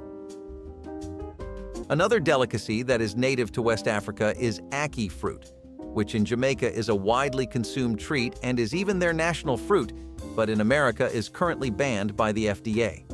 This is all because ackee fruit, as tasty and soft as it can be, contains hypoglycin, which is a toxin that can cause an allergic reaction you really would not see coming. Let's just say it feels like one of the worst hangovers of your life, and that may be why the sickness caused by ackee fruit has a name. In the world of medicine, it is lovingly referred to as Jamaican vomiting sickness, but do not let pretenses fool you. If too much of it is consumed when it is very ripe, the fruit can very well be fatal. Hence why there's such a tight ban on it. Number 22. Saving pork fat to render down for lard. Rendering pork trimmings above a slow flame from one morning to the next, until 2 quarts of clean white lard sat cooling on the counter. Pie crust went in lard. Biscuits went in lard. Fried potatoes went in lard. The American Heart Association spent 40 years telling families to throw it out and buy hydrogenated shortening instead. The chemists later learned the trans fats in early shortening were worse for the arteries than the lard they replaced. The Siri Torino meta-analysis pulled 21 studies and 347,000 people and found no clear link between saturated fat and heart disease. Lard turned out to be more than half monounsaturated. The tin can of lard next to the salt cellar stayed on the supper table for 40 more years. Number 22, cottage cheese with full-fat sour cream. A blue ceramic bowl sat on a formica table in a farmhouse outside Lancaster, Pennsylvania, holding a curd cheese the cook had made that morning from raw milk. She topped it with a heavy spoon of sour cream, a pinch of salt, and a few rings of garden onion. Lunch was 3 minutes of work. 40 years of dietary advice told you to switch to the fat-free version, and 40 years of dietary advice was wrong. The fat-free version replaced butterfat with cornstarch, gelatin, and sugar. A 2013 review in the European Journal of Nutrition found that whole-fat dairy was associated with a lower risk of heart disease, not a higher one. The full-fat curd you were told to avoid was the version your great-grandmother had been eating since her oldest cow freshened, and the bowl on her table looked the same as the bowl on your kitchen table. She never called it bone broth. She called it stock, or soup base, or just the pot on the back burner. Chicken carcasses, beef knuckles, vegetable trimmings that would have gone to waste. All of it went into a heavy pot with cold water and a splash of vinegar, then simmered for the better part of a day. The vinegar was the secret. It pulled calcium, magnesium, and phosphorus out of the bones and into the liquid, and she learned that trick from her own mother without ever knowing the chemistry behind it. Modern nutritional research confirms that roughly 70% of the immune system is housed in the gut, and collagen-rich broth supports the intestinal lining that keeps it working. What sells for $9 a carton at the health food store cost her nothing, just time, scraps, and patience. The kitchen smelled like warmth itself when that pot was going. Today, you can buy bone broth powder in a pouch. It is not the same thing. If the hormones in the milk did not bother you, the drugs in the pork should have. Ractopamine is a beta-agonist feed additive, originally developed for asthma treatment, that American pig farmers began mixing into feed to force animals to pack on lean muscle in their final weeks before slaughter. It makes the meat leaner and the operation cheaper, and roughly 80% of American pigs were fed the drug at its peak. 160 countries banned it, including the entire European Union, China, Russia, and Taiwan. The only significant human study ever conducted involved 6 men. 3 developed heart palpitations so severe that one had to be pulled from the trial. Iowa hog farmer Brian Carwall tried ractopamine and stopped, saying the pigs turned hyper, climbing on top of each other in the corners of the barn. Your grandfather raised pigs on scraps and open ground. Those animals never needed a drug to grow. Sassifras root beer was once America's most beloved homemade soft drink, a sweet, earthy brew made from bark and roots of sassafras trees growing wild across the eastern states. Families sipped it at county fairs, front porches, and picnics, its flavor unlike anything on the market. The key ingredient was saffrole, the aromatic oil giving sassafras its signature warmth. In 1960, the FDA declared saffrole a carcinogen after rats developed liver tumors when given massive doses far beyond normal human consumption. The ban forced every root beer manufacturer to reformulate with artificial flavoring, fundamentally changing the taste of America's classic soda. Sassafras remains legal across parts of Europe, Asia, and South America, where it flavors teas, candies, and medicines without restriction. The root beer Americans drink today carries only a shadow of its original flavor, a sanitized version of something that once tasted like the countryside itself. Newspaper insulation layers turned yesterday's headlines into life-saving warmth for families who couldn't afford proper winter gear.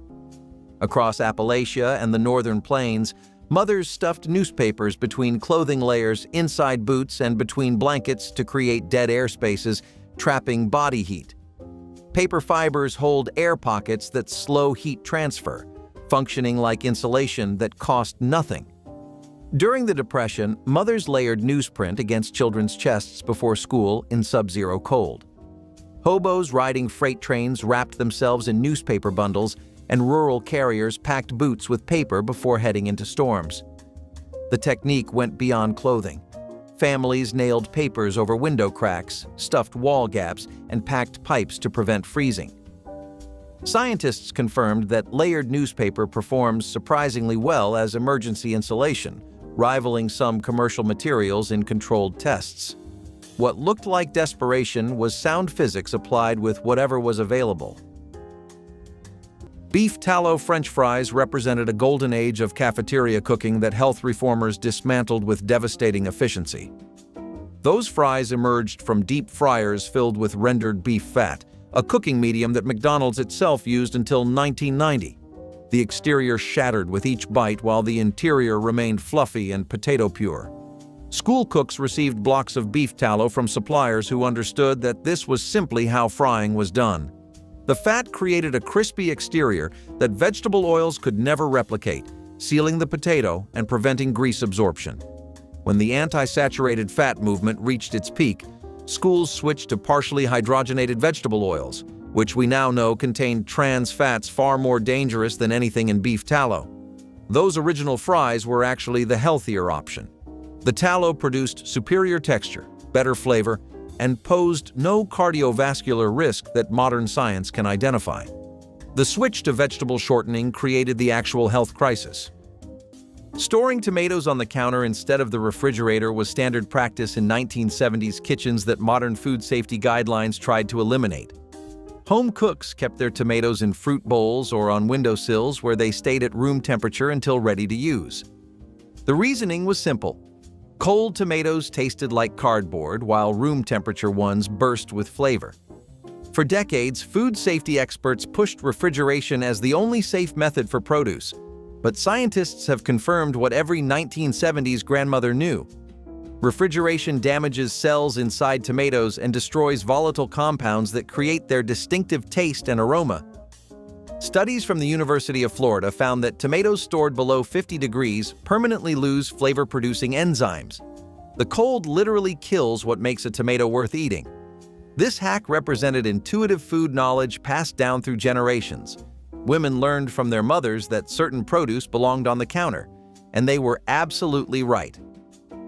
Root cellar food storage represented centuries of accumulated knowledge about temperature, humidity, and air circulation that modern scientists now study with sophisticated instruments. Mountain families dug into hillsides, creating naturally climate-controlled spaces, maintaining temperatures between 32 and 40 degrees year-round. These underground chambers kept potatoes from sprouting, apples from softening, and root vegetables from desiccating through entire winters. Food preservation researchers now understand that consistent cool temperatures and high humidity slow respiration and prevent ethylene damage causing deterioration. The layering techniques, storing apples away from potatoes, wrapping vegetables in newspaper, layering carrots in damp sand, reflected understanding of food chemistry textbooks would later confirm. Families maintaining these cool caverns stored enough produce to survive months of isolation. Modern homesteaders now build root cellars using these principles. Rendered bacon fat cooking was standard practice before the edible oil industry convinced the public that seed oils were healthier. Every farmhouse kept a coffee can beside the stove where bacon drippings were carefully saved after each breakfast. This golden fat became the foundation of countless dishes. Fried eggs sliding across its surface, green beans sautéed until silky, cornbread enriched with smoky depth. The flavor was irreplaceable, adding richness no vegetable oil could match. Wesson and Mazola launched campaigns in the 1960s demonizing animal fats while promoting corn and soybean oils as heart-healthy choices. Home economists funded by these companies taught a generation that bacon grease was poison. The truth emerged decades later. Those polyunsaturated oils oxidized when heated, creating compounds far more harmful than stable saturated fats. By then, the bacon grease crocks had been thrown away, and the knowledge of seasoning cast iron with animal fat had faded from memory entirely. Newspaper window cleaning was standard practice in the 1960s households where women achieved crystal-clear glass without purchasing specialized products or paper towels.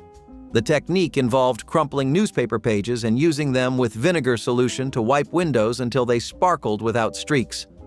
Modern materials scientists explain this worked because newspaper ink contained carbon black and petroleum oils that polished glass while dense fibers absorbed moisture without leaving threads.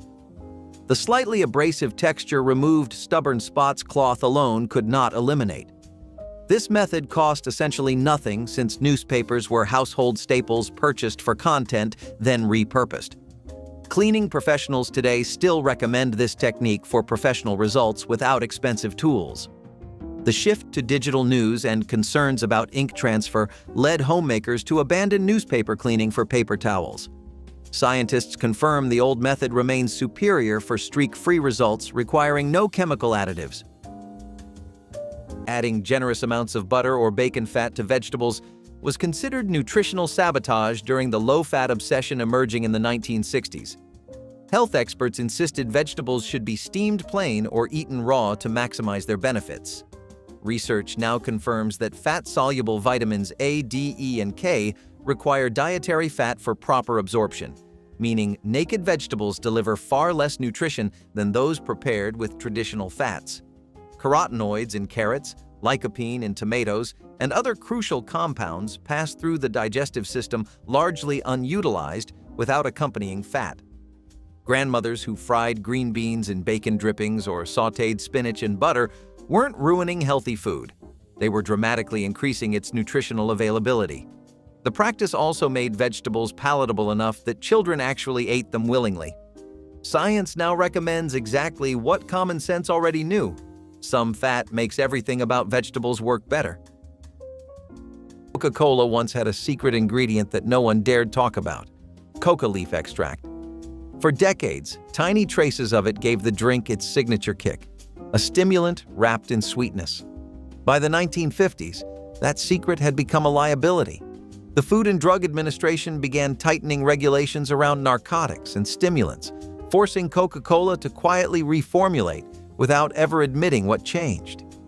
Rumors swirled that the beloved drink was being cleaned up, and fans noticed the taste shift almost overnight. The company insisted nothing had changed, but the ban on coca leaf extracts told a different story. It was part of a broader cultural reckoning with drugs and morality, where pleasure, even in small doses, was treated as a threat.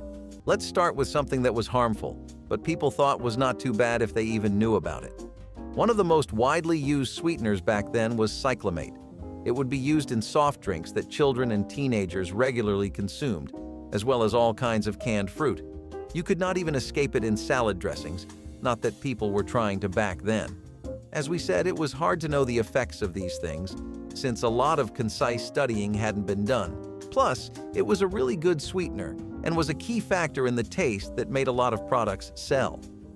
On October 18th in 1969, it was found that it posed a risk of cancer as well as nerve damage, and it was thus banned from use nationwide.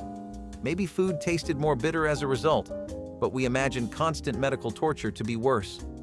Moral of the story being, there is nothing that tastes good enough to warrant even a 0.1% risk of cancer. Number 23. Making gravy from dry toasted flour. Stirring dry flour above a slow flame in the heaviest skillet, keeping the spoon moving. No fat, no shortcut. The flour darkened from pale to paper bag, then pecan, then dark chocolate. That toasted flour became the base for gravy, gumbo, and stew.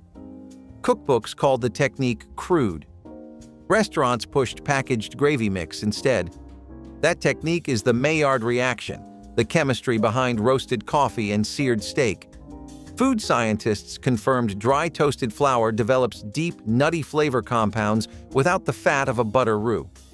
The kitchen called it browning the flour. The chemists call it melanoidin formation. Same gravy, different vocabulary. Number 24. Buttermilk biscuits with bacon grease. Every Sunday morning for 22 years, the same pan came out of the same oven in a parsonage kitchen in eastern Tennessee.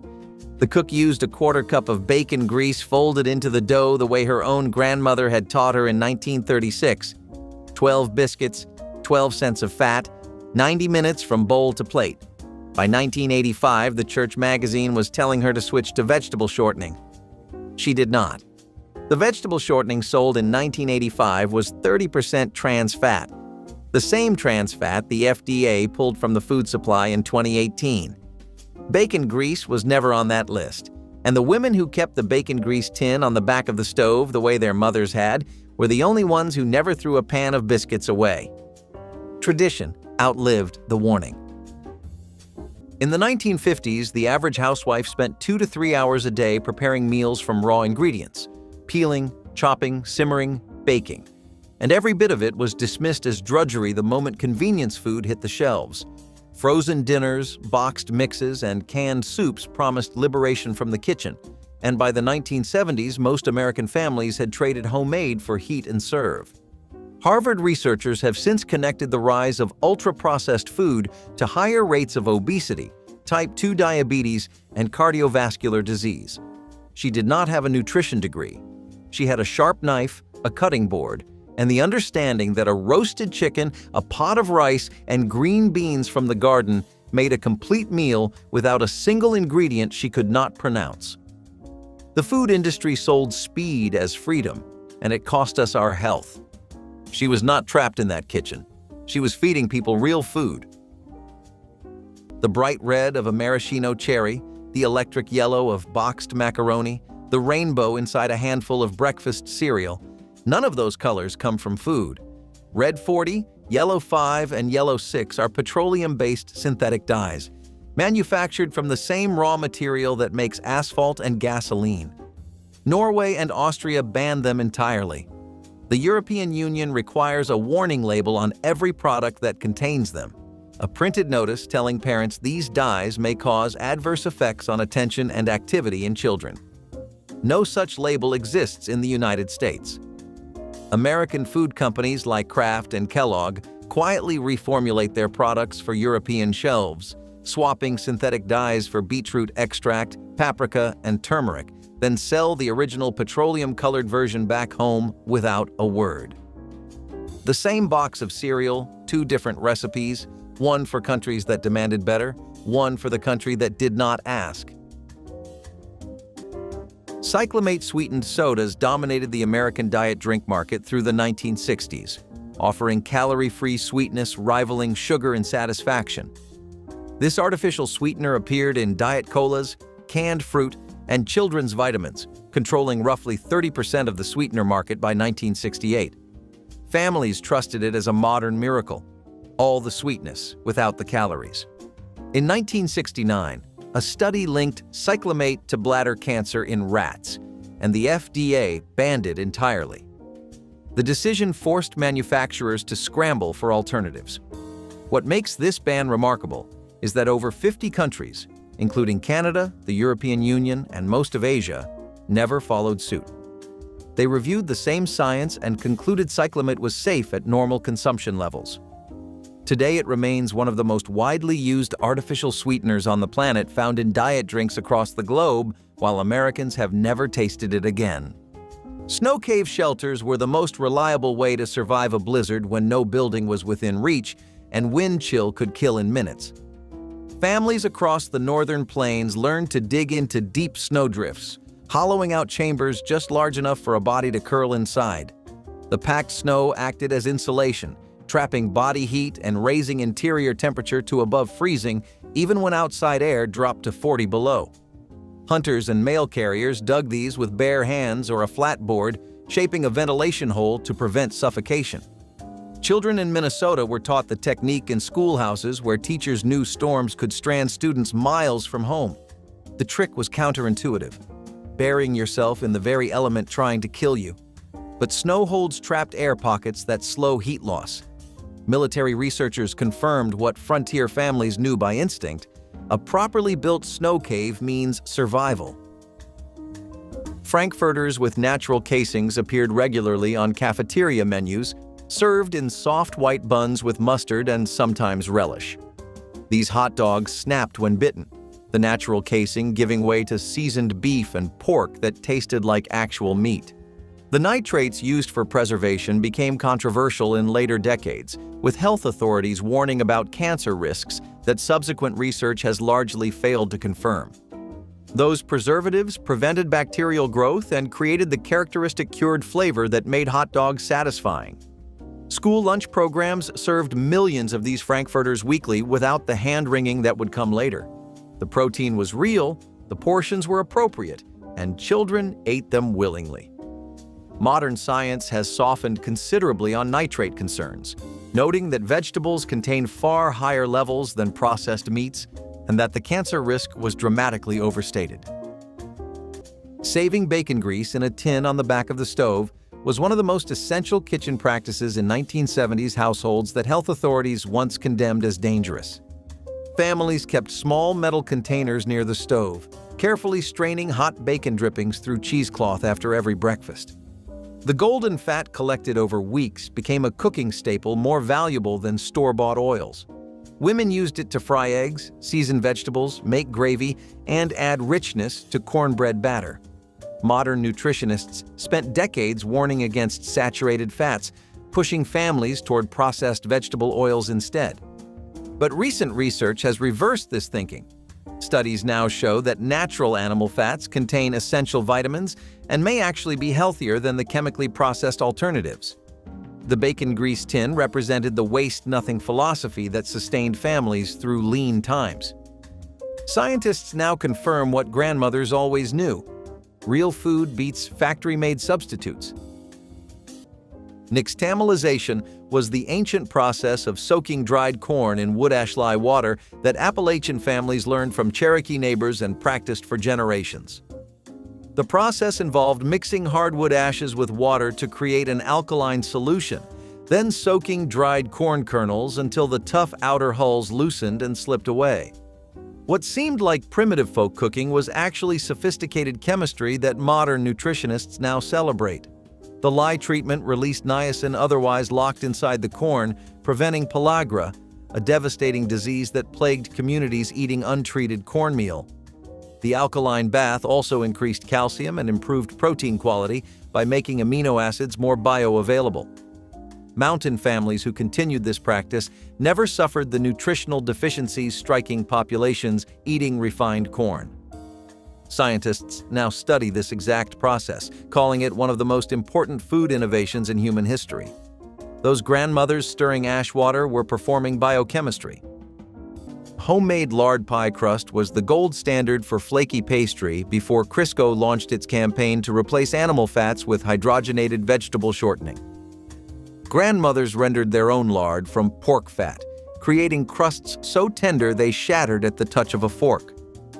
The process was simple: cutting cold lard into flour with salt, adding just enough ice water to bind, then chilling before rolling.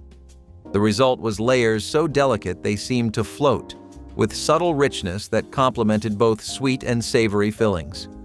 Procter & Gamble spent millions convincing housewives that vegetable shortening was cleaner and modern, funding home economics programs that erased lard entirely. By the 1950s, women believed lard was unhealthy, despite centuries of evidence otherwise. The irony is that trans fats in hydrogenated shortening proved far more dangerous than natural lard ever was. Those who remember real lard crusts know no commercial product has matched their tender texture.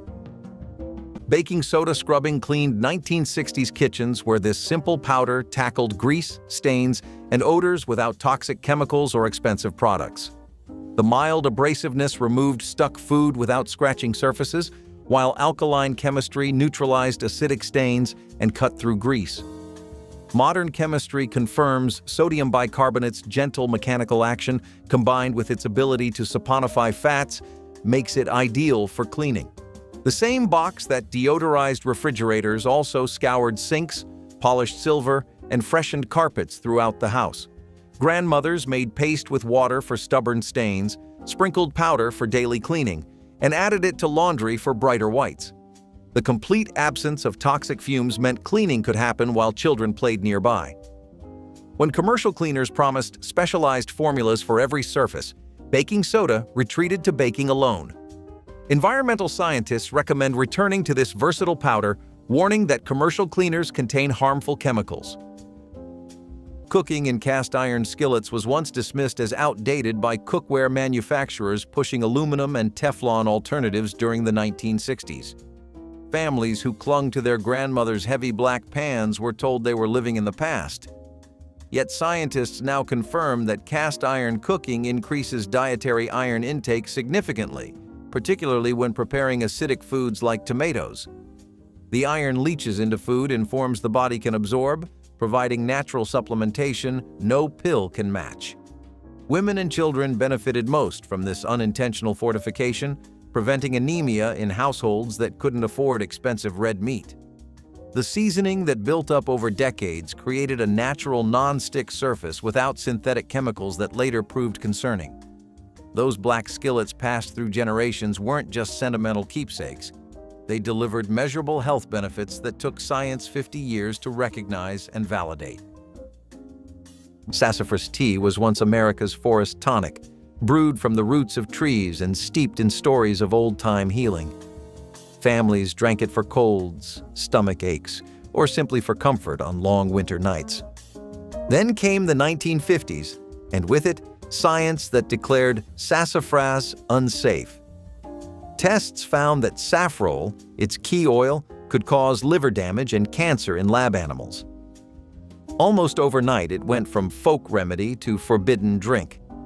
The government banned it, and families poured out bottles they had once cherished. To some, it felt like losing a piece of tradition, like watching folklore itself get outlawed. But behind the fear was a real truth. Not everything natural is safe. The ban marked one of the first times modern science overruled old wisdom in American kitchens. Even today, the scent of sassafras carries both nostalgia and caution, a reminder that comfort and danger sometimes come from the same cup. This trend of exhausting an entire populations of animals for culinary thrills had spread to a lot more than just life beneath the sea. An example is foie gras, which was created by having ducks and geese go through a rather harmful diet of corn. To the point, they were force-fed the corn to ensure that they were fattened up properly. The damage this did to their livers cannot be stated in simple words, but the livers were the main part, so the market saw no reason to stop its routines.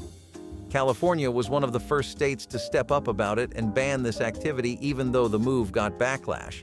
But even the Supreme Court rejected a case for removing the ban. Hopefully, the rest of the country takes a hint too, because the act of foie gras is quite unethical. Fortunately, most states have now banned force-fed and harmful diets for animals and thus automatically deemed foie gras illegal. Number 25. Saving bacon grease as cooking fat. In 2014, a Harvard study published in the Annals of Internal Medicine reviewed 72 clinical trials and could not find a connection between saturated fat and heart disease. Bacon fat turned out to be roughly half monounsaturated, the same heart-friendly fat your olive oil is praised for. It carries oleic acid the way the Mediterranean diet does. Now rewind to your grandmother's kitchen, pouring hot drippings through a tin strainer into a glass jar by the stove. That was the morning ritual. A spoonful went into the cornbread. A spoonful went into a simmering pot of green beans. A spoonful greased the iron before the eggs hit. For decades, the food companies ran ads telling her to throw it out. The detail no one mentions is what the jar actually held by weight, not the smell or the cholesterol scare from the 1970s. She kept the jar by the stove anyway because nothing flavored a skillet of greens like it. Number 17. Navy bean soup with ham hock. A blue speckled stockpot sat on a gas range in a row house in Camden, New Jersey, holding a smoked ham hock from the corner butcher and a pound of dried navy beans the cook had soaked since the night before. The pot ran for 4 hours on the back burner. The bone went soft. The marrow slid out into the broth and turned the soup the color of weak tea. That was supper for a longshoreman family in 1957, and supper for the United States Senate dining room every day since 1903. Doctors in the 80s told you to skip the ham hock, the bone, and the salt. They left the canned, fat-free version on the shelf instead. The canned version was 23 cents cheaper and missing every nutrient the bone had given up. The pot still ran 4 hours. Your grandmother kept stirring it the way her own mother had stirred it. Nothing about that pot had ever needed fixing. The morning air cleaned the rooms themselves, and that habit started before the sun was fully up. The very first thing she did after making coffee was walk through the house and crack every window, even in January if the cold was bearable. She called it airing out. The Environmental Protection Agency would later determine that indoor air carries 2 to 5 times more pollutants than outdoor air, trapped by insulation, synthetic carpets, and cleaning product residue.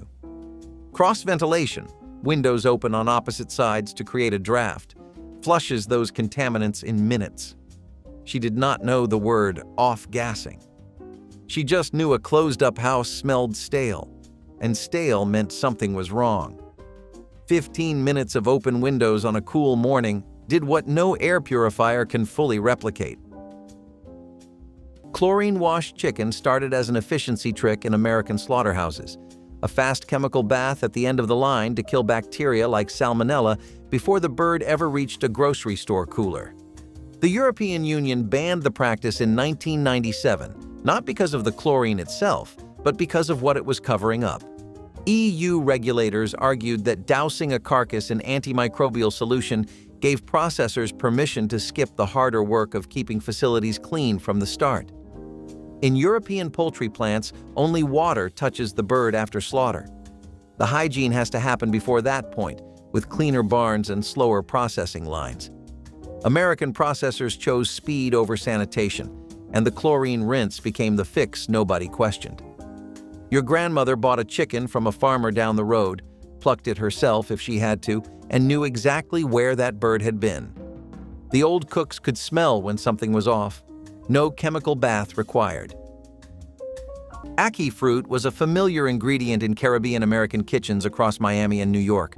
A bright red and yellow fruit with creamy, buttery flesh, perfect for Jamaica's national dish of ackee and saltfish. Families who grew up eating this staple naturally wanted to continue preparing it in America. The fruit carries a dangerous secret. When unripe, ackee contains hypoglycin A, a toxin causing violent vomiting, seizures, and potentially fatal drops in blood sugar. The FDA banned fresh ackee importation entirely, citing difficulty ensuring every fruit was properly ripened. Only specially processed canned ackee from approved facilities is permitted, and even those face rigorous inspection and frequent rejection. Jamaica and much of the Caribbean continue eating fresh ackee daily. Families know how to identify ripe fruit safely, knowledge passed through generations. The ban separates an entire immigrant community from their most culturally significant food. Whiskey-soaked wool socks sounded like superstition, but carried genuine survival logic now validated by science. Before heading into blizzards, experienced outdoorsmen dipped heavy wool socks in whiskey, believing the treatment prevented frostbite and kept circulation flowing. The practice was widespread among trappers and miners who spent days in deadly cold without modern gear. Alcohol lowered the freezing point of moisture in wool fibers, preventing ice crystal formation that damages tissue. The evaporating spirits created a warming sensation, encouraging blood flow to feet, the body part most vulnerable during prolonged cold exposure. Mothers in mining towns prepared whiskey socks for husbands heading into storms, and children's feet were treated with diluted spirits when temperatures plunged. Physiologists noted the freezing point depression effect is chemically sound, though they caution against drinking spirits since consumption accelerates heat loss from the core. Full-fat cottage cheese in individual cups was a protein staple that appeared alongside canned peaches and crackers on countless 1970s lunch trays. The curds were creamy, slightly tangy, and substantial enough to constitute a meal component rather than an afterthought. Children received the same full-fat version their parents ate at home because nobody had yet decided to remove the fat that made cottage cheese palatable. The texture was rich rather than watery, and the flavor was mild enough for children, while satisfying enough to constitute real nutrition. When low-fat versions replaced the original, cottage cheese became something children recognized as diet food and promptly rejected. The full-fat version had been delivering protein, calcium, and genuine satisfaction in perfect balance.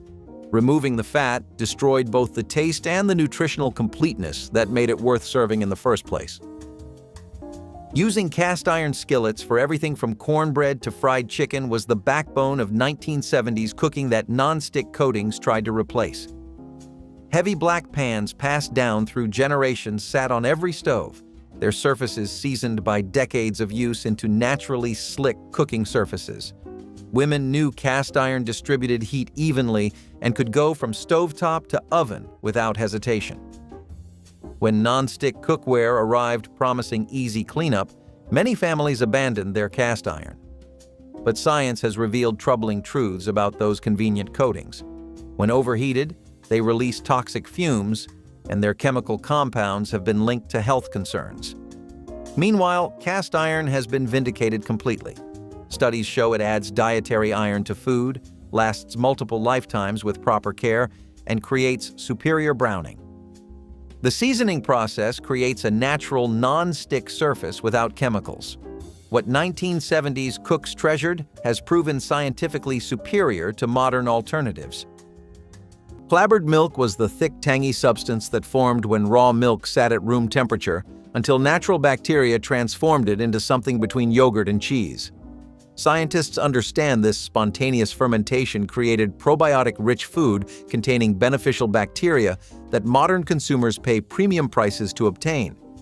Mountain women who used clabbered milk in biscuits, cornbread, and batters were adding leavening, tenderness, and nutrition simultaneously. The lactic acid produced during clabbering created the acidic environment activating baking soda for rising, while fermentation partially digested lactose for those struggling with fresh milk. Food researchers confirm clabbered milk contained bacterial strains supporting digestive health and immune function. The process required no special equipment.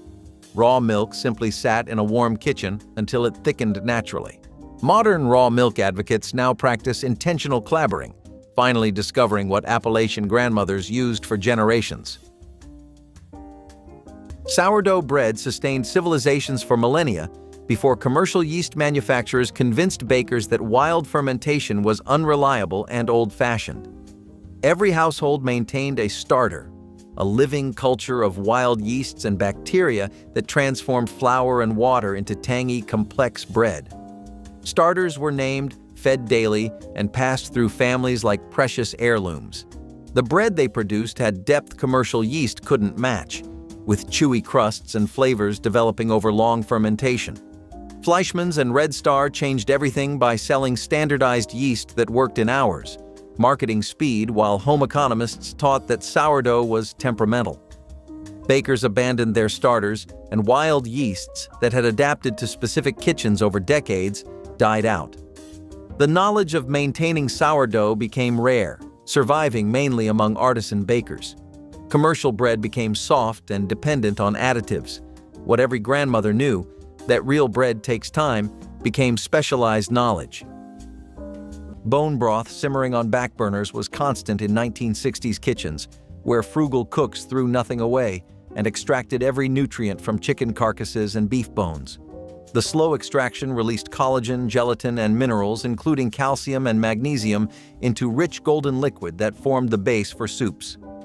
Modern nutritional science validates this practice, confirming bone broth contains amino acids like glycine and proline that support gut health and reduce inflammation. The gelatin helps heal intestinal lining, a benefit functional medicine practitioners now prescribe for digestive disorders. Grandmothers simmered bones for 24 hours, achieving maximum extraction without understanding the chemistry. The broth was given to sick family members and nursing mothers needing easily digestible nutrition. When canned soups and bouillon cubes promised convenience, homemade bone broth seemed unnecessarily time-consuming. Today, it sells for premium prices while scientists confirm its superior profile. Heavy salting of meat for preservation was abandoned when refrigeration became universal, and health authorities began warning about sodium consumption. The practice seemed unnecessary when freezers could preserve food indefinitely without additives. Yet salt curing did far more than prevent spoilage. It created beneficial compounds, developed complex flavors, and improved the nutritional profile of preserved meats in ways freezing never could. The curing process encouraged beneficial bacteria while inhibiting pathogens, creating fermented products with probiotic potential. Salt-preserved meats developed concentrated flavors, requiring smaller portions to satisfy, potentially reducing overall consumption. Traditional hams and bacons prepared with proper salt curing contained enzymes and compounds that modern quick-cured versions lack entirely. The craft of salt preservation represented accumulated wisdom about food chemistry that industrial shortcuts eliminated while claiming improvement. Color-dyed margarine turned into one of the strangest food wars of the 1950s. Dairy farmers saw it as a threat to their livelihood, a cheap imitation stealing butter's golden glow. State after state passed laws banning yellow margarine, forcing companies to sell it as a pale, unappetizing white slab. In some places, you had to mix your own coloring packet at home just to make it look edible. The butter wars became a battle between old-fashioned tradition and modern convenience. Families who couldn't afford butter felt punished for trying to stretch their grocery budgets. Politicians called the dye deceptive. Homemakers called the laws ridiculous. In truth, it was never really about color. It was about control. Food was becoming industrial, and the fight for margarine's hue symbolized something deeper. Who had the right to decide what Americans ate? Eventually, the bans faded, but the lesson lingered. Sometimes, the biggest battles over food have nothing to do with taste at all. Bushmeat, on the other hand, is something that carries a natural risk to it. No human interference needed this time. This is an umbrella term that refers to all kinds of animals caught in the wilds of Africa for daily sustenance. And when we say all kinds, please take that to heart. Bats, lions, as well as monkeys, literally nothing is off the table. These wild animals carry diseases with them. And during the Ebola outbreak from 2013 to 2016, governments started banning the hunting and consumption of bushmeat. It is still smuggled in illegally, though, and it goes for a pretty hefty price. Number 17, saving stale bread for Sunday bread pudding.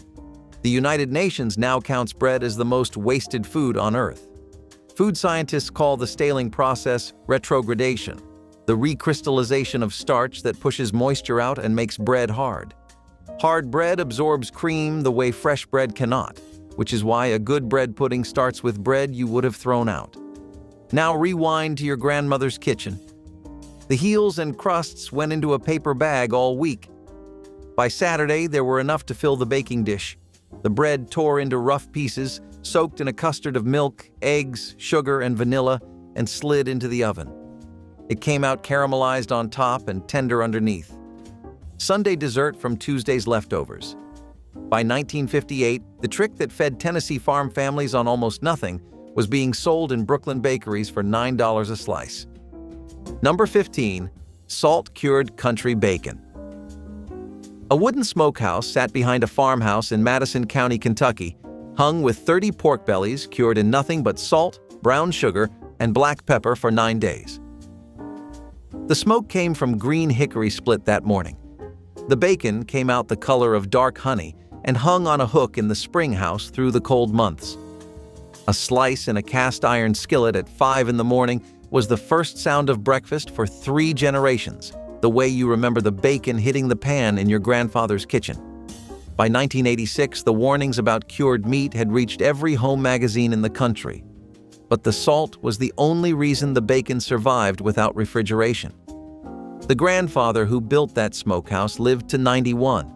He ate 2 slices with his eggs every morning until the day he could not lift the skillet. The smokehouse is still standing. The hickory smoke still comes through the boards in November. Monday was wash day, Tuesday was ironing, Wednesday was mending, Thursday was baking, Friday was shopping, Saturday was heavy cleaning, Sunday was rest. She kept this rotation not because a book told her to, though plenty of books did, but because the sheer volume of domestic work demanded a system, and systems require rhythm. Behavioral psychologists now understand that routine reduces decision fatigue and lowers cortisol, the stress hormone that wears the body down over time. Every 1950s homemaking guide insisted a schedule was the backbone of a well-run household, and modern cognitive science agrees. When the brain does not have to decide what comes next, it conserves energy for the tasks that matter. She woke at the same hour, cleaned in the same order, cooked at the same time, and went to bed knowing exactly what tomorrow held. From the outside, it looked rigid. From the inside, it was the closest thing to freedom she had. Brominated vegetable oil was originally developed as a flame retardant. In 1958, American soda makers discovered it could keep citrus flavoring from separating in beverages and began adding it to drinks like Mountain Dew, Squirt, and Sundrop. For decades, it sat on the FDA's generally recognized as safe list until it was quietly removed in 1970. But instead of banning it, the agency allowed continued use in small amounts. Japan and the entire European Union banned BVO outright. Bromine accumulates in body tissue over time, and researchers linked it to memory loss and nerve damage. PepsiCo announced in 2014 that it would remove BVO from Mountain Dew, but the ingredient lingered in smaller brands for years. Your grandmother made lemonade with a pitcher, 3 lemons, sugar, and cold water. She never needed a flame retardant to hold the flavor together. Kinder Surprise eggs were the chocolate treasure every American child returning from European vacation begged to smuggle through customs. A hollow chocolate egg containing a plastic capsule with a collectible toy inside. Since their 1974 invention in Italy, billions sold annually across Europe, Asia, and South America. Children loved the combination of chocolate and surprise, and collecting the toys became a multi-generational hobby. America banned them under the 1938 Federal Food, Drug, and Cosmetic Act, which prohibits non-nutritive objects embedded within food, a regulation designed to prevent choking hazards. Customs agents confiscated tens of thousands from travelers' luggage, treating beloved candy like contraband. The manufacturer created Kinder Joy for America, separating chocolate from toy. But enthusiasts insist it cannot compare. Over 100 countries sell authentic Kinder Surprise eggs without incident, making this one of the most puzzling food prohibitions on the planet. Rope lines between buildings prevented the disorientation deaths that claimed hundreds of lives across northern plains during whiteout storms. Families strung heavy ropes from front doors to barns, outhouses, and wood piles, creating paths followable by touch when visibility dropped to zero. The practice spread after the Children's Blizzard of 1888, which killed over 200 people, many within yards of shelter they couldn't find. Farmers knotted ropes at intervals to gauge distance by feel, and some color-coded lines before winter for quick identification. Children were taught never to release the rope, as losing contact in a whiteout meant wandering in circles until exhaustion claimed them. The system required only rope and discipline, but saved lives season after season. Researchers confirmed humans lose directional sense almost immediately in whiteout conditions, making physical guide systems essential for navigation during severe blizzards. Creamed corn made from actual cream and butter appeared in serving lines across American schools throughout the 1970s. Cafeteria workers opened industrial-sized cans of corn and transformed them into something rich by adding cream, butter, and sometimes a touch of sugar. The dish was silky, sweet, and satisfying in ways that plain corn never achieved. Children who might refuse vegetables often accepted creamed corn because it tasted almost like dessert. The fat content made it filling, and the preparation made it palatable to even the pickiest eaters. When dietary fat became the enemy, creamed corn disappeared from menus, replaced by plain kernels that children promptly ignored. The irony is that the cream and butter help children actually consume their vegetables while providing fat-soluble vitamin absorption. Removing the richness didn't make children healthier, it just made them eat fewer vegetables altogether. Onions in old pantyhose hung in cool, dark spaces was one of the quirkiest 1970s kitchen hacks that made perfect scientific sense. Women would drop an onion into the toe of clean pantyhose, tie a knot above it, add another onion, tie another knot, and continue until they had a chain of separated onions. These chains hung in basements or root cellars, where air circulated freely around each bulb. The method looked strange but worked remarkably well. Each onion remained separated and surrounded by airflow, preventing moisture buildup and rot spreading from one bulb to another. When you needed an onion, you simply cut below the knot and grabbed one. Food storage experts confirm this method extends onion life significantly compared to keeping them piled in bags. The mesh provides ideal ventilation while knots create separation. This hack demonstrated the creative problem-solving of 1970s homemakers who found solutions using materials already on hand. Haybox cooking was the ingenious method where mountain women would bring a pot to boil, then nestle it inside boxes stuffed with hay, quilts, or sawdust, and let residual heat finish cooking over hours without additional fuel. Scientists studying thermal retention now recognize this as remarkably efficient energy technology that modern slow cookers replicate with electricity. The insulation held temperatures in safe cooking range while allowing tough cuts and dried beans to tenderize slowly. Families who couldn't afford constant wood or coal used this method to produce stews, porridges, and braised meats requiring hours of cooking. Modern engineers study these principles for off-grid cooking solutions. The technique also prevented nutrient loss occurring with prolonged high-heat cooking, preserving vitamins that would otherwise break down. Contemporary chefs now use similar techniques under fancy names like passive cooking. Tallow-fried foods represented the pinnacle of crispy cooking before McDonald's famously switched to vegetable oil, and the rest of the industry followed. Beef tallow rendered from sweat created French fries with shatteringly crisp exteriors, donuts with delicate crusts, and fried chicken that stayed crispy long after cooling. The fat was stable at high temperatures, didn't break down into harmful compounds, and added subtle beefy richness that enhanced everything it touched. Butchers sold sweet cheaply, making tallow economical for households that rendered their own. The vegetable oil industry waged decades of war against animal fats, funding research that blamed saturated fats for heart disease while ignoring dangers of their own products. Fast food chains eliminated tallow in response to activist pressure, and home cooks followed. The fries that made McDonald's famous became pale imitations once vegetable oil replaced tallow. An entire generation has never tasted properly tallow-fried food or known such crispy perfection. That coffee can is still on Grandma's stove. The bacon grease is still good. The FDA never knocked. 40 years of food safety bulletins, processed food marketing, and tossed cast-iron skillets did not change one fact. Every method on this list still works exactly the way it did in 1962. Try one this week: the brining, the fermenting, the slow rendering of fat the supermarket would rather sell you in a bottle. Drop the one your grandmother taught you in the comments.